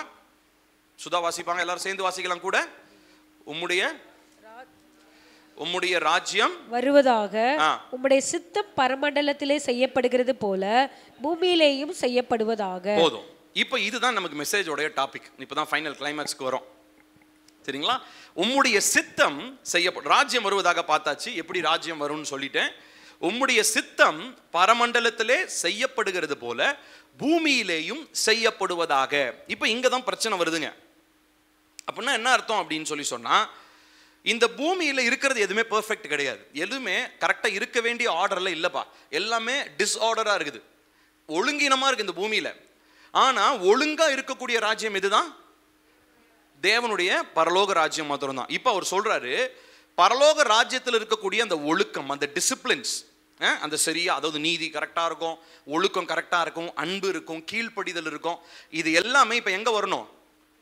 எங்க வரணுங்க? பூமியில. இப்ப நிறைய பேர் பாத்தீங்கன்னா பாவர்ட்டி காஸ்பல்னு ஒன்று புதுசா இருக்கு, கேள்விப்பட்டிருக்கீங்களா? பாவர்ட்டின்னு என்ன தெரியுமா? ஆமா, வறுமையின் கோட்பாடு. கஷ்டப்படுறியா? இயேசுக்கா கஷ்டப்பட்டு அப்படியே செத்து போயிடு. வியாதியா இருக்கிறியா? வியாதியில இருந்துரு, அதெல்லாம் வெளியே வராத, அதுக்கெல்லாம் ஜெபம் பண்ண மாட்டாங்க. அந்த மாதிரி ஒரு டாக்டரின் இருக்குது. அவங்க பாத்தீங்கன்னா அவங்களுடைய கான்செப்ட் என்னன்னா, இந்த உலகத்தை விட்டு எவ்வளவு சீக்கிரமா போறோமோ அந்த அளவுக்கு நமக்கு நல்லது. எப்படி ஒரு உபதேசம் அந்த மாதிரி சர்ச்சுக்கெல்லாம் நீங்க போயிருக்கீங்களா? ஆமா, இருக்குது. சீக்கிரம் செத்துருங்க, நல்லது அப்படின்ற ஒரு உபதேசம். வெளிப்படை அப்படி இல்லை, பட் அவங்களுடைய போதனைகள் அப்படிதான் இருக்கும். ஏன்னா இந்த உலகம் அப்படியே அநீதி நிறைஞ்சது, பாவம் நிறைஞ்சது, அதனால இந்த உலகத்துல யாரும் வாழ முடியாது, சீக்கிரம் டிக்கெட் வாங்கிட்டு எல்லாம் பரலோகத்துக்கு போயிடுங்க அப்படின்ற மாதிரி உபதேசங்கள் இருக்கக்கூடிய போதனைகளும் இருக்குது. அந்த மாதிரி சர்ச்செல்லாம் நம்ம சர்ச்சு கிடையாது.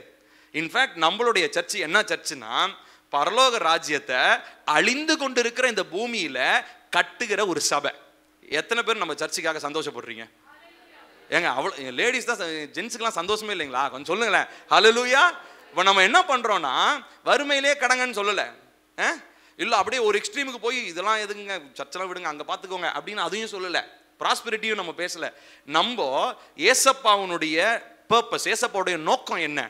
பரலோக ராஜ்யத்தில் உங்களுடைய சித்தம் செய்யப்படுற மாதிரி பூமியிலேயும் செய்யப்படுவதாக. இதுதான் நம்முடைய ஜெபம். இதுதான் இந்த நம்ம சர்ச்சினுடைய நோக்கமும் என்னதான், அதுதான். இப்போ இந்த மூங்கில்பாடி பகுதியில் சிமிர்னா சபையை கொண்டு சேனைக்கவுன்னூர், மூங்கில்பாடி, பறவகடு, வெள்ளாளப்பட்டி எங்கெங்கெல்லாம் நீங்கள் சர்ச்சில் எங்கெந்த இடங்கள்லாம் வரீங்களோ அந்த இடங்களெல்லாம் இந்த சர்ச்சை கொண்டு, இந்த சர்ச்சில் வர்ற உங்களை கொண்டு கர்த்தர் என்ன பண்ண போறாரா? அவருடைய ராஜ்யத்தை கட்ட போறார். கட்டுற வரைக்கும் உங்களுடைய ஜீவன் என்ன ஆகாது தெரியுமா? உங்களை விட்டு. இதுதாங்க நிச்சயம். நமக்கு இந்த நம்பிக்கை தான் நமக்கு வேணும். பரலோக ராஜ்யத்தினுடைய அந்த சித்தம் என் வாழ்க்கையில நிறைவேற வரைக்கும் நான் தேவனுடைய ராஜ்யத்தை எனக்கு கொடுத்திருக்கிற பார்ட், எனக்கு கொடுத்திருக்கிற பங்கை நான் கட்டி முடிக்கிற வரைக்கும் என்னுடைய ஜீவன் என்னை விட்டு பிரிவது இல்லை. அதற்காக தான் கர்த்தர் என்னை அழைச்சிருக்கிறார். அப்ப எதுக்கு நம்ம உயிர் கொடுக்கிறார்? ஒவ்வொரு நாளும் எதுக்கு காலையில் எழுப்பி விடுறாரு? ஏன்னா ஒவ்வொரு நாளும் பரலோக ராஜ்யத்தை கட்டுற ஒரு கிரேட்டர் டாஸ்க் நம்ம கையில் இருக்கு. ஒவ்வொரு நாளும் எந்திரிக்கும் போது எதை நினைச்சு எந்திரிக்கிறீங்களோ இல்லையோ, முதலாவது எதை நினைக்கணும் தெரியுமா? ஏசப்பா உங்க சித்தத்தை செய்யணும், உங்க ராஜ்யத்தை நான் கட்டணும். ஸோ ஃபர்ஸ்ட் எடுத்த உடனே கண்ணை மூடி தூங்கி எந்திரிக்கும் போதே செக்லிஸ்டோட எந்திரிங்க. 3 செக்லிஸ்ட். என்னது? நீதி, சமாதானம், பரிசுத்த ஆவியானவரால் உண்டாகிற சந்தோஷம். இந்த 3 காரியங்கள் தான் உங்களுடைய அனுதின வாழ்க்கையில காலையில் எந்திரிச்சோன்னா நீங்க ஆராய்ந்து பார்க்க வேண்டிய காரியமாக இருக்கிறது. பாருங்களேன், தேவனுடைய சித்தத்தை பத்தி சொல்லும் போது வெளிப்படுத்தின விசேஷம் 4வது அதிகாரம் 11வது வசனம். வெளிப்படுத்தின விசேஷம் 4:11 சேர்ந்து வாசிக்கலாம். ஸ்லைட்ல இருக்கிறத வாசிங்கம்மா. கர்த்தாவே, தேவரீர் மகிமையையும் கனத்தையும் வல்லமையையும் பெற்றுக்கொள்கிறதற்கு பாத்திரராய் இருக்கிறீர். நீரே சகலத்தையும் சிருஷ்டித்தீர். உம்முடைய சித்தத்தினாலே அவைகள் உண்டாயிருக்கிறவைகளும் சிருஷ்டிக்கப்பட்டவைகளுமாய் இருக்கிறது என்றார்கள். கடைசி லைன் பாருங்க. உம்முடைய சித்தத்தினாலே. இப்ப பூமியில் இருக்கிறது எல்லாமே யாருடைய சித்தத்தினால உருவாக்கப்பட்டுச்சு? தேவனுடைய சித்தம். பாருங்க, உம்முடைய சித்தத்தினாலவைகள் உண்டாயிருக்கிறவைகளும் சிருஷ்டிக்கப்பட்டவைகளுமாய் இருக்கிறது. 2 விஷயத்தை சொல்றாரு. உண்டாக்கப்பட்டது, சிருஷ்டிக்கப்பட்டது. இதனுடைய அர்த்தத்தை நம்ம லேட்டர் ஆன் படிக்கலாம். இது ரெண்டுமே ஆழமான வார்த்தைகள். சிருஷ்டிப்பு, உண்டாக்கப்படுதல், ரெண்டுமே வேற வேற அர்த்தங்கள். ஆனா ஒண்ணு புரிஞ்சுக்கோங்க, எல்லாமே இந்த உலகத்தில் இருக்கிறது எல்லாமே, அதாவது இந்த பாவம் அநீதி பத்தி நான் சொல்லல, தேவனால் உருவாக்கப்பட்டது, அவருடைய சித்தத்தின்படி உருவாக்கப்பட்டது அப்படின்றத நம்ம புரிந்து கொள்ள வேண்டும். சரி, இப்போ எல்லாமே தேவனுடைய சித்தத்தின்படி தான் நடக்குதுன்னு புரிஞ்சுக்கிட்டோம். இப்போ ஃபைனலா நான் சொல்லி முடிக்க போறேன். இப்போ அந்த சித்தத்தை நம்ம எப்படி செய்யறது இல்லையா? ஏன்னா பரலோக ராஜ்யத்துக்குடைய என்ட்ரியே என்னதாங்க? என் சித்தத்தை செஞ்சியா, செஞ்சினா உள்ளவா, இல்லைன்னா கெட் அவுட், வெளியே ஓடிடு, இங்க உனக்கு இடமே கிடையாது. அப்போ இந்த பூமியில் இருக்கும்போது நான் தான் சொன்னேன், பரலோக ராஜ்யத்திற்குரிய அந்த அனுமதி தேவனுடைய சித்தம். இயேசுவிடம் மீட்கப்பட்டு அவர் ராஜ்யத்திற்காக வாழ்ந்து தேவனுடைய சித்தத்தை செய்யறது. ஆனா நான் உங்களுக்கு சொன்ன மாதிரி சித்தத்தை செய்யறது ஈஸியா கஷ்டமா? கடினம். ஏன்னா எப்ப கடினமா இருக்கும் தெரியுமா? உங்க சுயத்துக்குள்ள நீங்க இருக்கிற வரைக்கும் தேவ சித்தத்தை செய்யறது கஷ்டமா இருக்கும். எப்போ உங்க சுயத்திலிருந்து நீங்க வெளியே, அந்த சிறைச்சாலையிலிருந்து, நான் சொன்னேன் இல்லைங்களா, அதை மறந்துடாதீங்க. சிறைச்சாலை கதவை ஆண்டவர் திறந்துட்டாரு, ஆனா உள்ள இருந்து வெளியே வர்றது நீங்க தான். அப்போ நீங்க விரும்பி சுயம் என்கிற சிறைச்சாலையிலிருந்து வெளியே வந்தாதான் கர்த்தருடைய சித்தத்தை செய்யறதுக்கு ஒரு அர்த்தம் உங்களுக்கு இருக்கும். நான் வாழ்ற வாழ்க்கைக்கு ஒரு அர்த்தம் இருக்கு. இயேசுவை ஏற்றுக்கொண்டவன் எல்லாருமே இயேசு பரலோகத்துக்கு போறான், நிச்சயம் உண்மைதான். ஆனா எல்லாருக்குமே ஒரு பர்பஸ் இருக்கு. பர்பஸ் நிறைவேற்றாம பரலோகத்துக்கு போறவங்களும் இருக்கிறாங்க. நான் சொல்றது புரியுதா? அப்போ நம்ம எல்லாருக்கும் ஒரு லக்கை கர்த்தர் வைத்திருக்கிறார். அது என்ன லக்கு தெரியுமா? நம்ம எல்லாருமே கர்த்தருடைய ராஜ்யத்துல ஒரு சின்ன சின்ன பார்ட் நம்ம பிளே பண்ணணும். நமக்குன்னு ஒரு பொறுப்பு இருக்கு, ராஜ்யத்தினுடைய ஒரு பங்கு இருக்குது. இப்போ பாஸ்டரா எனக்கு ஒரு பங்கு இருக்குது, போதகரா எனக்கு ஒரு பங்கு இருக்குது, ஊழியக்காரரா உங்களுக்கு ஒரு பங்கு இருக்கு, தகப்பன்மார்களா உங்களுடைய பங்கு இருக்குது, தாய்மார்களா உங்களுடைய பங்கு இருக்குது, சகோதரிகள், பிள்ளைகளா உங்க எல்லாருக்குமே ஆண்டவர் ஒரு பங்கு வச்சிருக்கிறார். என்ன பங்கு வச்சிருக்கிறாரு? அவருடைய ராஜ்யத்தை கற்ற ஒரு பொறுப்பு நம்ம கிட்ட இருக்கு. ஸோ நம்ம மற்ற உலகத்தார் மாதிரி பொறுப்பத்தவங்களா ஏதோ அப்படியே சாவா அப்படியே இருப்போம், அப்படியே இருந்து போவோம், அப்படிலாம் கிடையாது. நமக்கு ஒரு பர்பஸ்ஃபுல் லைஃப், நம்மளுடைய வாழ்க்கை பிரயோஜனம் உள்ள ஒரு வாழ்க்கை, நோக்கம் நிறைந்த ஒரு வாழ்க்கையாக இருக்கு. இது பெருமையோ மேன்மையோ கிடையாது. இது தேவனுடைய சுத்த கிருபை. நம்மள போய் ஆண்டவர் தெரிஞ்சுக்கிட்டோம் சொல்லுங்களேன். யாராவது அது மேன்மை பாராட்ட முடியுமா? பவுல் சொல்றாரு இல்லைங்களா, இது நீங்களாம் மேன்மை பாராட்டாதபடிக்கு இது உங்களுடைய சுயநீதியினாலேயோ இதனாலேயோ வரல, தேவனுடைய சுத்த கிருபையினாலதான் ரட்சிப்பு உங்களுக்கு வந்துச்சு. அப்ப தேவன் என்னை தெரிந்து கொள்ளும் போது ஒரு நோக்கத்தை வச்சிருக்கிறாரு. என்ன நோக்கம் இருந்துச்சு? தேவனுடைய ராஜ்யத்தை கட்டுற நோக்கம். ஏங்க சிம்பிளா ஒரு விஷயத்த சொல்றேன், கவனிங்க எல்லாரும், முடிக்கிறேன். ஏசப்பா 12 சீஷர்களை தெரிந்து கொண்டாரா? அதுல 11 சீஷர்கள் தேவனுடைய ராஜ்யத்தை கட்டப்படும்படி தெரிந்து கொள்ளப்பட்டவங்க. அதுல ஒருத்தன் எதற்காக தான் தெரிந்து கொள்ளப்பட்டான்? பரலோக ராஜ்யத்தை கட்டுறதுக்கா?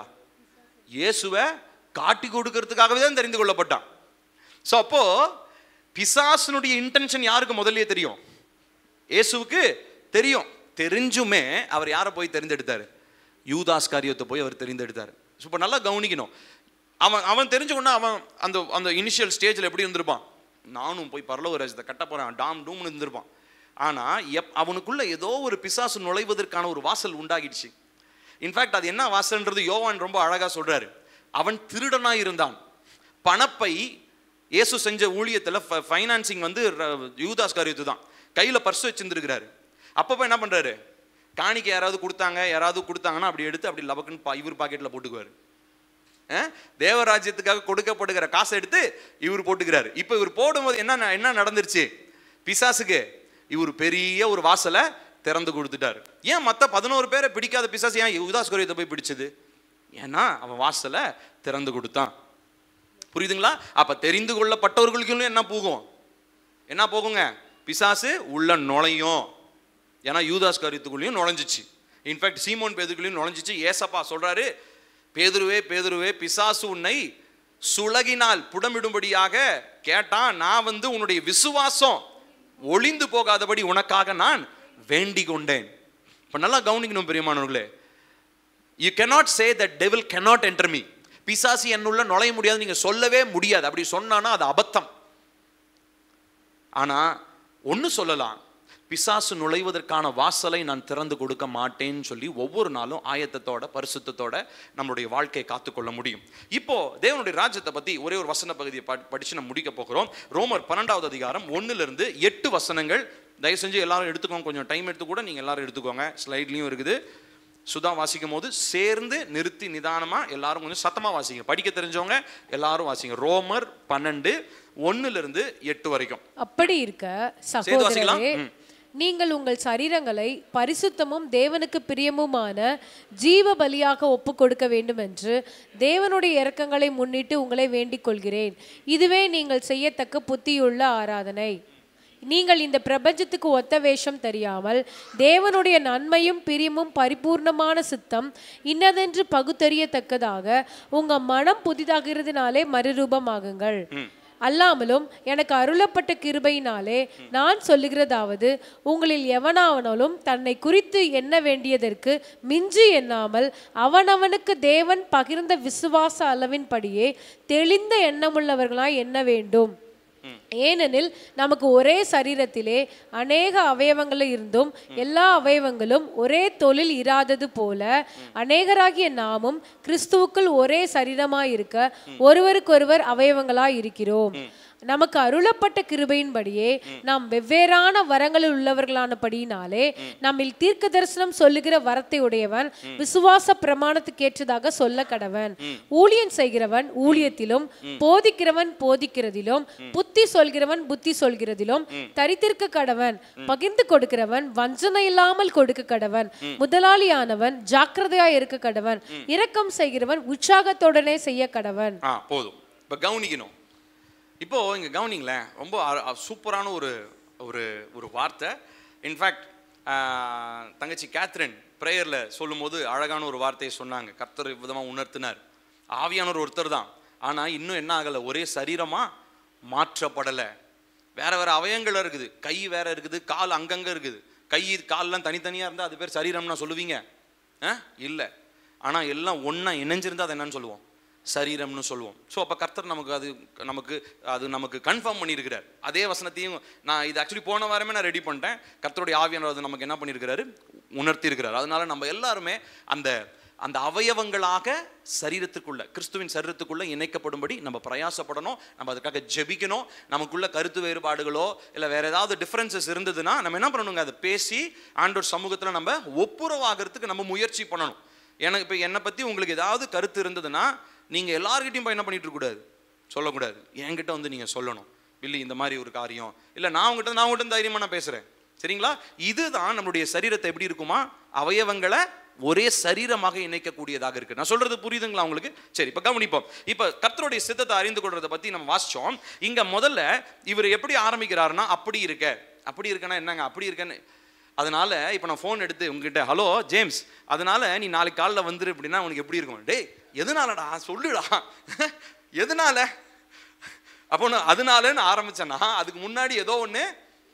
ஆமாம், அப்போ அதே மாதிரி தான் 1லேருந்து 11 நம்ம படிச்சிருந்தீங்கன்னா உங்களுக்கு புரியும். இப்போ நான் பைபிள் ஸ்டடி எடுத்தேன்னா இன்னும் நான் சாயங்காலம் நைட் வரைக்கும் கூட நான் எடுப்பேன். எனக்குலாம் அந்த டயர்ட்லாம் ஆகாது. ஆனால் நீங்கள் தான் கேட்டு டயர்டாகிடுவீங்க, சரிங்களா?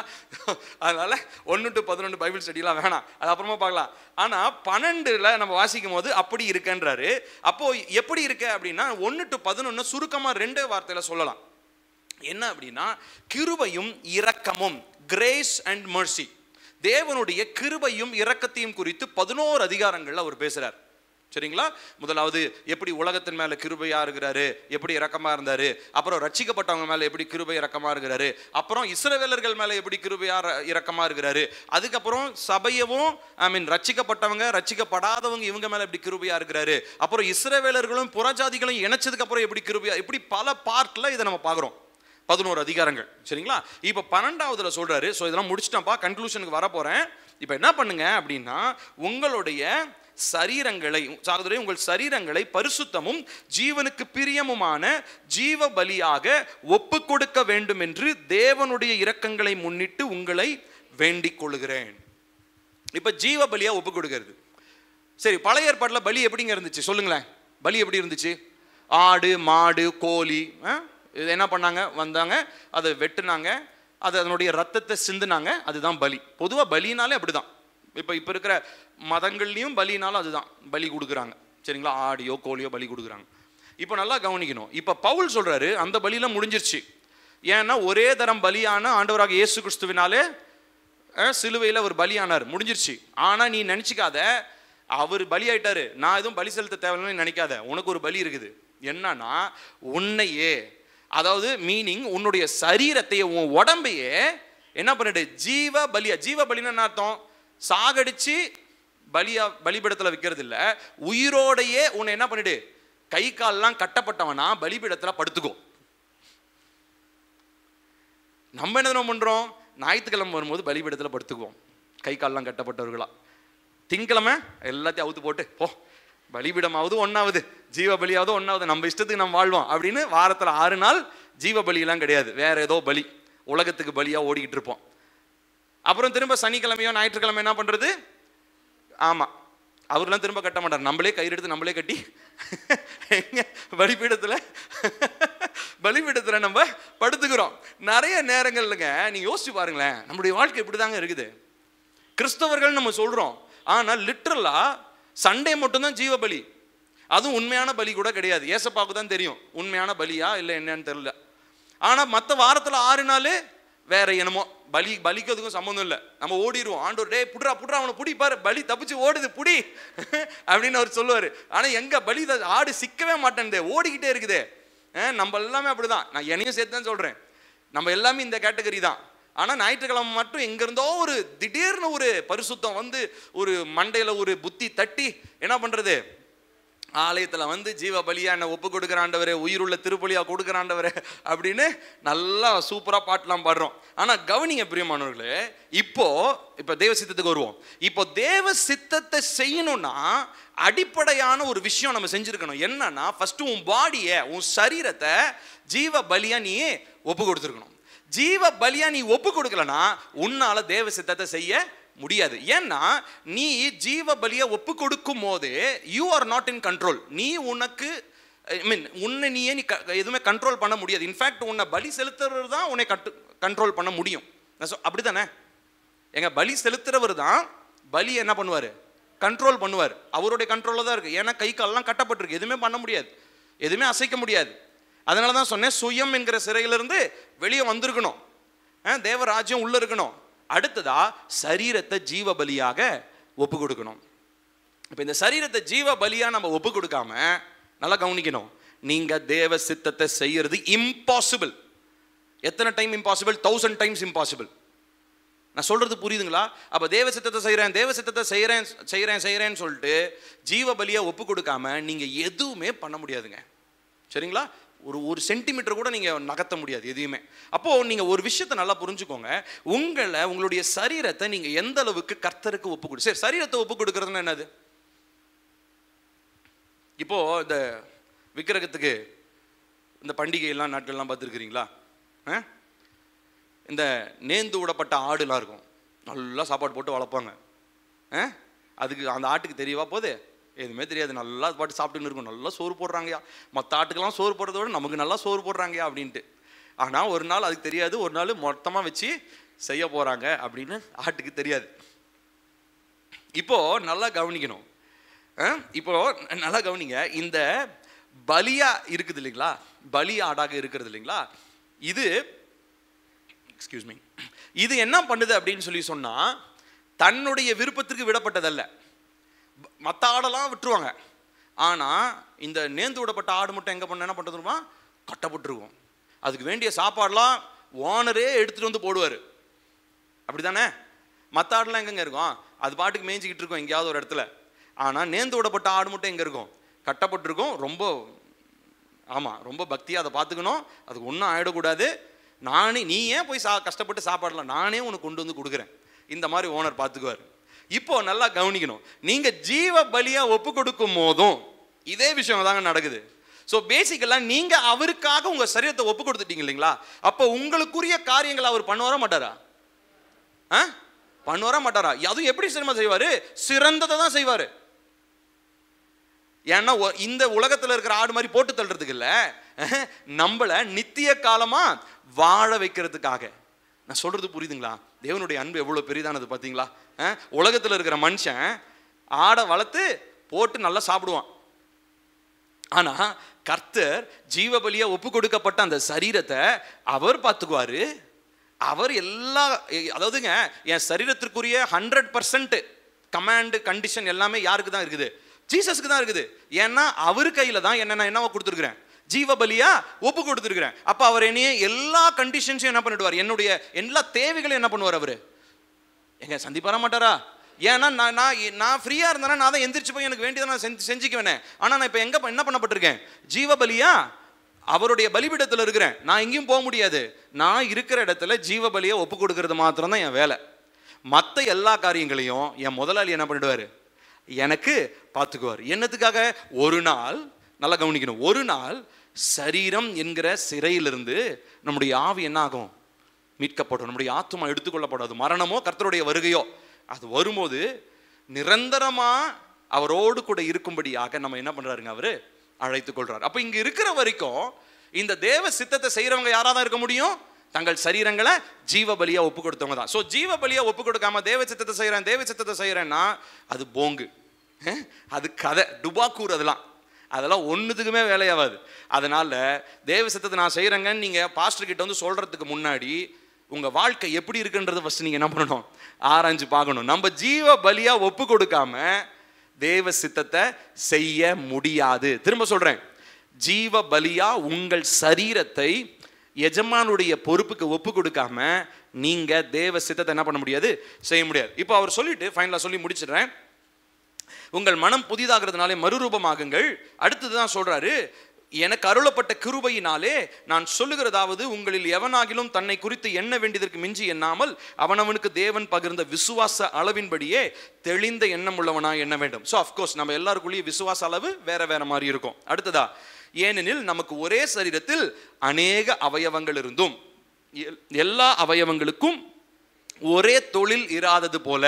அடுத்தது, அநேகராகிய நாமும் கிறிஸ்துவுக்குள் ஒரே சரீரமாயிருக்க ஒருவருக்கொருவர் அவயவங்களாயிருக்கிறோம். எதுக்காகவா? நமக்கு அருளப்பட்ட கிருபையின்படியே நாம் வெவ்வேறான வரங்கள் உள்ளவர்களானபடியினாலே நம்மில் தீர்க்க தரிசனம் சொல்லுகிற வரத்தையுடவன் விசுவாச பிரமாணத்துக்கு சொல்லணும், ஊழியம் செய்கிறவன் ஊழியத்தில், போதிக்கிறவன் போதிக்கிறதில், புத்தி சொல்லுகிறவன் புத்தி சொல்லுகிறதில் தரித்திருக்கட்டும், பகிர்ந்து கொடுக்கிறவன் வஞ்சனை இல்லாம கொடுக்கட்டும், முதலாளியானவன் ஜாக்கிரதையா இருக்கணும், இரக்கம் செய்கிறவன் உற்சாகத்துடன் செய்ய கடவன். இப்போ இதெல்லாம் எதுக்காக சொல்றாரு? ஏங்க ஃபர்ஸ்ட் கவனிங்க. ஃபர்ஸ்ட் தேவனுடைய ராஜ்யம் எங்க இருந்ததுன்னு பார்க்குறோம்? வெளியில இல்லை, இங்கன்னு பார்த்தோம். அடுத்து ரெண்டாவதா தேவனுடைய ராஜ்யம் எப்படி வெளிப்படும் பார்த்தோம்? கணவன் மனைவி உறவுல வெளிப்படும் பார்த்தோம். அடுத்து மூன்றாவதா தேவனுடைய ராஜ்யத்தை செய்யறவங்க, தேவனுடைய ராஜ்யத்தை பெற்றவங்க தேவ சித்தத்தை செய்யணும்னா ஜீவபலியா அவங்கள ஒப்பு கொடுக்கணும்னு பார்த்தோம். அடுத்ததா இதெல்லாம் நீங்க செஞ்சதுக்கு அப்புறம் தான் நீங்க எங்க வந்து இணைய முடியும்? சபையாகிய சரீரத்துல வெவ்வேறு அவயவங்களாக என்ன பண்ணுவீங்க? இணைய முடியும். ஏன்னா உங்க ஒவ்வொருத்தருக்கும் ஒரு வேலை இருக்கு. பாடியில ஒவ்வொன்றுக்கும் ஒரு வேலை இருக்கு தானே? கைக்கு ஒரு வேலை இருக்கு, கண்ணுக்கு ஒரு வேலை இருக்கு. நான் தலைகீழா தான் நடப்பேன் அப்படின்னு கையில நடந்தீங்கன்னா கை வீணா போயிடும் இல்லையா? நம்ம வேற எதாவது மூக்கில் தான் சாப்பிடுவேன் அப்படின்னு சாப்பிட முடியுமா? யோசிச்சு பாருங்க, எவ்வளவு முட்டாள்தனம். அப்போ ஒவ்வொன்றுக்கும் ஒரு ஒரு ஒரு ஒரு ஒரு வேலை இருக்கு. அப்போ இதே போலதான் நம்ம எல்லாருக்கும் கர்த்தர் என்ன பண்ணியிருக்கிறாரு? அவனுடைய விசுவாச அளவின்படி கர்த்தர் பொறுப்புகளை கொடுத்துருக்கிறார். ஸோ உங்களுக்கு, எனக்கு, இவருக்கு, என் குட்டி பாப்பா அனிஷா, யாரா இருந்தாலும் எல்லாருக்குமே அவங்க ஏஜுக்கு தகுந்த மாதிரி அவங்களுடைய விசுவாச அளவின்படி எல்லாருக்கும் என்ன இருக்கு? பொறுப்பு இருக்கு. என்ன பொறுப்பு இருக்கு? சபையிலே இணைந்து இருப்பதற்கும் தேவ ராஜ்யத்தை இணைந்து கட்டுவதற்கும். ஆனா முக்காவாசி நேரம் சர்ச்சில் என்ன தெரியுங்களா பிரச்சனை? முக்காவாசி சர்ச்சில் என்ன தெரியுமா பிரச்சனை? பாஸ்டர் முழு சர்ச்சையும் அப்படியே கட்டி தோல் மேல வச்சு தரன்னு இழுத்துன்னு போயிட்டு இருப்பாரு. பாஸ்டர் தான் முக்காவாசி நேரம் சர்ச்சை இழுத்துட்டு போவாரே ஒழிய விசுவாச மக்கள் கூட வர முடியாது. இப்ப பாஸ்டருக்கு எவ்வளவு பெரிய பேர்டனா இருக்கும் யோசித்து பாருங்க. ஏங்க 10,000 பேருடைய பாரத்தை ஒருத்தன் சுமக்கிறது ஈஸியா? 10,000 பேருடைய பாரத்தை எல்லாரும் பகிர்ந்து சுமக்கிறது ஈஸியா? சொல்லுங்களேன். பகிர்ந்து சுமக்கிறது தான் ஈஸி. அப்போ அதுதான் சரீரத்துக்கு அடையாளம். இப்போ இதே மாதிரி தாங்க நம்ம எல்லாருமே சபையில இணைக்கப்பட்டிருக்கோம். நம்ம எல்லாருக்குமே ஒரு விசுவாச அளவுன்னு ஒன்று இருக்கும். என்னை மாதிரி நீங்க விசுவாசத்தில் இருக்க முடியாது, உங்களை மாதிரி நான் விசுவாசத்தில் இருக்க முடியாது. ஆனா நம்ம ஆண்டவர்கிட்ட நம்ம கேட்கணும், ஆண்டவரே என்னுடைய விசுவாச அளவின்படி என்னுடைய ஃபர்ஸ்ட் என் வாழ்க்கையில் நான் என்ன செய்யணும், என் திருமண வாழ்க்கையில் நான் என்ன செய்யணும், என் சர்ச்சில் நான் என்ன செய்யணும். இந்த கேள்வியை உங்களுக்கு நீங்களே கேட்டு பாருங்க. ஆண்டவர்கிட்ட கேளுங்க, ஆண்டவரே இதுதான் என்னுடைய கேள்வி. இந்த கேள்விக்கு பதில் தெரிஞ்சிருச்சுன்னா ஈஸியா நீங்க தேவ சித்தத்தை செஞ்சிடலாம். நான் சொல்றது புரியுதா? ஸோ தேவராஜ்யம் ஃபர்ஸ்ட் எனக்குள்ள, தேவராஜ்யம் என் திருமண உறவுக்குள்ள, அடுத்து தேவராஜ்யம் என் சபைக்குள்ள. இது மட்டும் போதும், நம்ம உலகத்துக்கெல்லாம் போக வேணாம். இது நடந்துச்சுனாலே ஆட்டோமேட்டிக்கா சமுதாயம், தேசம் எல்லாமே என்ன ஆயிடுங்க? மாறிடும். ஏசப்பாவுடைய அல்டிமேட் எய்ம் என்னதான்? பரலோக ராஜ்யம் பூமியில கட்டப்படணும். புரியுதுங்களா உங்களுக்கு? நம்ம யாரும் எழுந்து நிற்போமா? தேவனை நோக்கி நம்ம பார்க்க போகிறோம். என்ன வேகமா எழுந்திருக்கிறீங்க பாங்க, பைபிள்லாம் டகால் மூடுறீங்க, எப்படா முடிப்பான்னு யோசிச்சிருக்கிறீங்கன்னு நினைக்கிறேன். சரி, ஆனா நம்ம முக்கியமான காரியங்களை நாம் கேட்டிருக்கிறோம் பிரியமானவர்களே. 3 காரியங்களை சொன்ன தேவனுடைய ராஜ்யத்துல 3 காரியங்கள் இல்லைங்களா? திரும்ப சொல்லலாம். என்னதுங்க? நீதி, சமாதானம், பரிசுத்த ஆவியானவரால் உண்டாகிற சந்தோஷம். இந்த 3 காரியம் நம்முடைய இருதயத்தில் நிலைத்திருக்க வேண்டும். இதுதான் நம்முடைய இருதயத்தின் அடிப்படை. இதை ஒவ்வொரு நாளும் நம்ம ஆராய்ந்து பார்க்கணும். இந்த 3 காரியம் இருதயத்தில் இருக்குதா? இதுதான் தேவ சித்தத்தை செய்ய வைக்கிறதுக்கு எனக்கு தூண்டுதலாக இருக்கிறது. பரலோக ராஜ்யம் வெளியில் இல்லை, எனக்குள் இருக்கிறது. அடுத்ததா பரலோக ராஜ்யம் என் திருமண உறவில் இருக்க வேண்டும். திருமணம் ஆகாதவர்கள் நீங்க அதற்காக ஜெபியுங்க. கர்த்தாவே என்னுடைய மேரேஜ் லைஃப், நிறைய பேர் சொல்லுவாங்க நான் மேரேஜுக்காக ப்ரே பண்றப்ப, இல்லைங்க நான் ப்ரேயர் பண்ண. கண்டிப்பா எல்லாரும் ப்ரேயர் பண்ணணும். 20 வயசை தாண்டிட்டாலே திருமணத்திற்காக எல்லாரும் கண்டிப்பா ஜெபிக்கணும். ஆகையினால மேரேஜ்க்காக ஜெபிக்கிறவங்க என்ன ஜெபிக்கணும் தெரியுமா? பரலோக ராஜ்யத்தை புரிந்து கொண்ட மணமகனை, மகளை, மாப்பிள்ளைய, பொண்ணை எனக்கு தாங்க ஆண்டவரே அப்படின்னு நீங்க அதற்காக நீங்க ஜெபம் பண்ணுங்க. ஏன்னா உங்க மேரேஜ் லைஃப்ன்றதும் தேவனுடைய ராஜ்யத்தை வெளிப்படுத்துற ஒரு இடம். அடுத்ததா நம்முடைய சபை என்பது தேவனுடைய ராஜ்யத்தை வெளிப்படுத்துகிற இடம். இதை நம்ம செய்யும் பொழுது தேவ சித்தத்தை செய்வது நமக்கு லகுவாக இருக்கும். ஹல்லேலூயா. அதே போல நம்ம வாசிச்சோம், நம்முடைய சரீரத்தை என்ன பண்ணணுமா? ஜீவ பலியாக ஒப்பு கொடுக்க வேண்டும் என்று சொல்லி. அதனால கண்களை மூடுவோம், தேவனை நோக்கி பார்ப்போம். கர்த்தர் நம்மோடு கூட இந்த நாளில் பேசி இருக்கிறார். நமக்குள்ளாக அநேக பிரிவுகள் இருக்கக்கூடாதுங்க. சபை என்பது ஒரே சரீரமாக இருக்க வேண்டும். சபை என்பது ஒரே சரீரமாக இருக்க வேண்டும். ஒரே ஆவியானவர் தான், ஆனா நம்ம வெவ்வேறு அவயவங்களாக ஒரு நோக்கத்தை நிறைவேற்றுகிறவர்களாக இருக்க வேண்டும். நம்மளுடைய நோக்கம் என்ன அப்படின்னா, பரலோக ராஜ்யத்தை இந்த பூமியில கட்டணும், அவ்வளவுதான். நம்ம சர்ச்சுக்கு பேர் கட்டணுன்றதோ, இல்லை இங்கே சர்ச்சுக்கு நம்ம வேற ஏதாவது ஒரு சாதிக்கணுன்றதோ, சர்ச்சில் அதை செய்யணும், சர்ச்சில் நாங்கள் பெரிய ஆளுன்னு காமிக்கணும், கெத்து காமிக்கணும், இதெல்லாம் நம்மளுடைய இன்டென்ஷன், நம்முடைய நோக்கம் இல்லை. நம்முடைய ஒரே ஒரு நோக்கம், நம்ம இருக்கிற பகுதி. நீங்கள் எந்த பகுதியில் இருக்கீங்க? தட்டாஞ்சாவடியில் இருக்கீங்களா? நீங்கள் கோரிமேடில் இருக்கீங்களா? சேலத்தில் இருக்கிறீங்களா? எந்த பகுதியில், செங்கரட்டில் இருக்கிறீங்களா? எந்த பகுதியில் நீங்கள் இருந்தாலும் அந்த பகுதியில் பரலோக ராஜ்யம் உங்கள் மூலமாய், உங்கள் குடும்பத்தின் மூலமாய் கட்டப்படணும். சபை அதற்கு ஒரு ஊன்றுகோலாக இருக்கிறது. சபை என்கிற சரீரத்திலிருந்து இந்த கிருபையை நம்ம பெற்றுக்கொள்கிறோம். கர்த்தர் நமக்கு சபையில் இணைந்து இருக்கும் போது தான் அந்த கிருபையை நமக்கு தருகிறார். ஆகையால் நம்ம எல்லாரும் கண்களை மூடி, கர்த்தாவை இந்த நாளில் அப்பா உம்முடைய சித்தத்தை செய்வதனுடைய அவசியத்தை நான் புரிந்து கொண்டேன். எத்தனையோ நாட்களாய் என்னுடைய வாழ்க்கையிலே தேவ சித்தம் இன்னதென்று அறியாமல் அப்பா நான் எத்தனையோ நாட்கள் புலம்பின நாட்கள் உண்டு. தேவ சித்தத்தை புரிந்து கொள்ள முடியாம நான் அழுத நாட்கள் உண்டு. தேவ சித்தம் என்னன்னே தெரிஞ்சும் நிறைய நேரம் அதை புறக்கணிச்ச நாட்கள் உண்டு. ஆனா இன்னைக்கு என் மேல கிருபையா நீங்க என்னை தெரிந்து கொண்டு என்னுடைய வாழ்க்கையில அப்பா நீங்க உங்களுடைய சித்தம் என்னவென்பதை விளக்கும்படியாக நீங்க பேசினதற்காக ஸ்தோத்திரம். எல்லாரும் கண்களை மூடுவோம், தேவனை நோக்கி பார்க்கலாம். முடிஞ்ச அவங்களுடைய கரங்களை உயர்த்தி கொள்ளுங்க. உணர்த்தப்பட்டவங்க மாத்திரம், நான் சொல்றேன்றதுக்காக இல்லை, உணர்த்தப்பட்டவங்க உங்களுடைய கரங்களை உயர்த்தி, அப்பா உம்முடைய சித்தம் செய்ய என்னை நான் முழுவதுமாக ஒப்பு கொடுக்கிறேன். ஜீவ பலியாக என்னுடைய உடலை நான் ஒப்பு கொடுக்கிறேன் என்று சொன்னால், நான் ஜீவ பலியாக என் சரீரத்தை கொடுக்காம உங்க சித்தத்தை நான் செய்ய முடியாது. ஜீவ பலியாக என்னுடைய உடலை ஒப்பு கொடுக்காம உங்க சித்தத்தை செய்ய முடியாது. பரலோக ராஜ்யமாகிய நீதி, சமாதானம், பரிசுத்த ஆவியானவரால் வருகிற சந்தோஷம் எங்க இருதயத்திற்குள்ள நிறைய நேரம் இல்லப்பா. எங்களுடைய இருதயத்திற்குள்ள இல்லாததுனால பரலோக ராஜ்யத்தை நாங்க வெளியே எங்கேயோ தேடிக்கிட்டு இருக்கிறோம். பரிசேயர் சதுசேயர் மாதிரி நாங்களும் பரலோக ராஜ்யம் எங்கேயோ வெளியில வரும் நாங்க நினைச்சிட்டு இருக்கோம். ஆனா பரலோக ராஜ்யம் என்பது எங்களுக்குள் இருக்கிறது என்பதை நீங்க தெரிவிச்சிருக்கிறீங்க.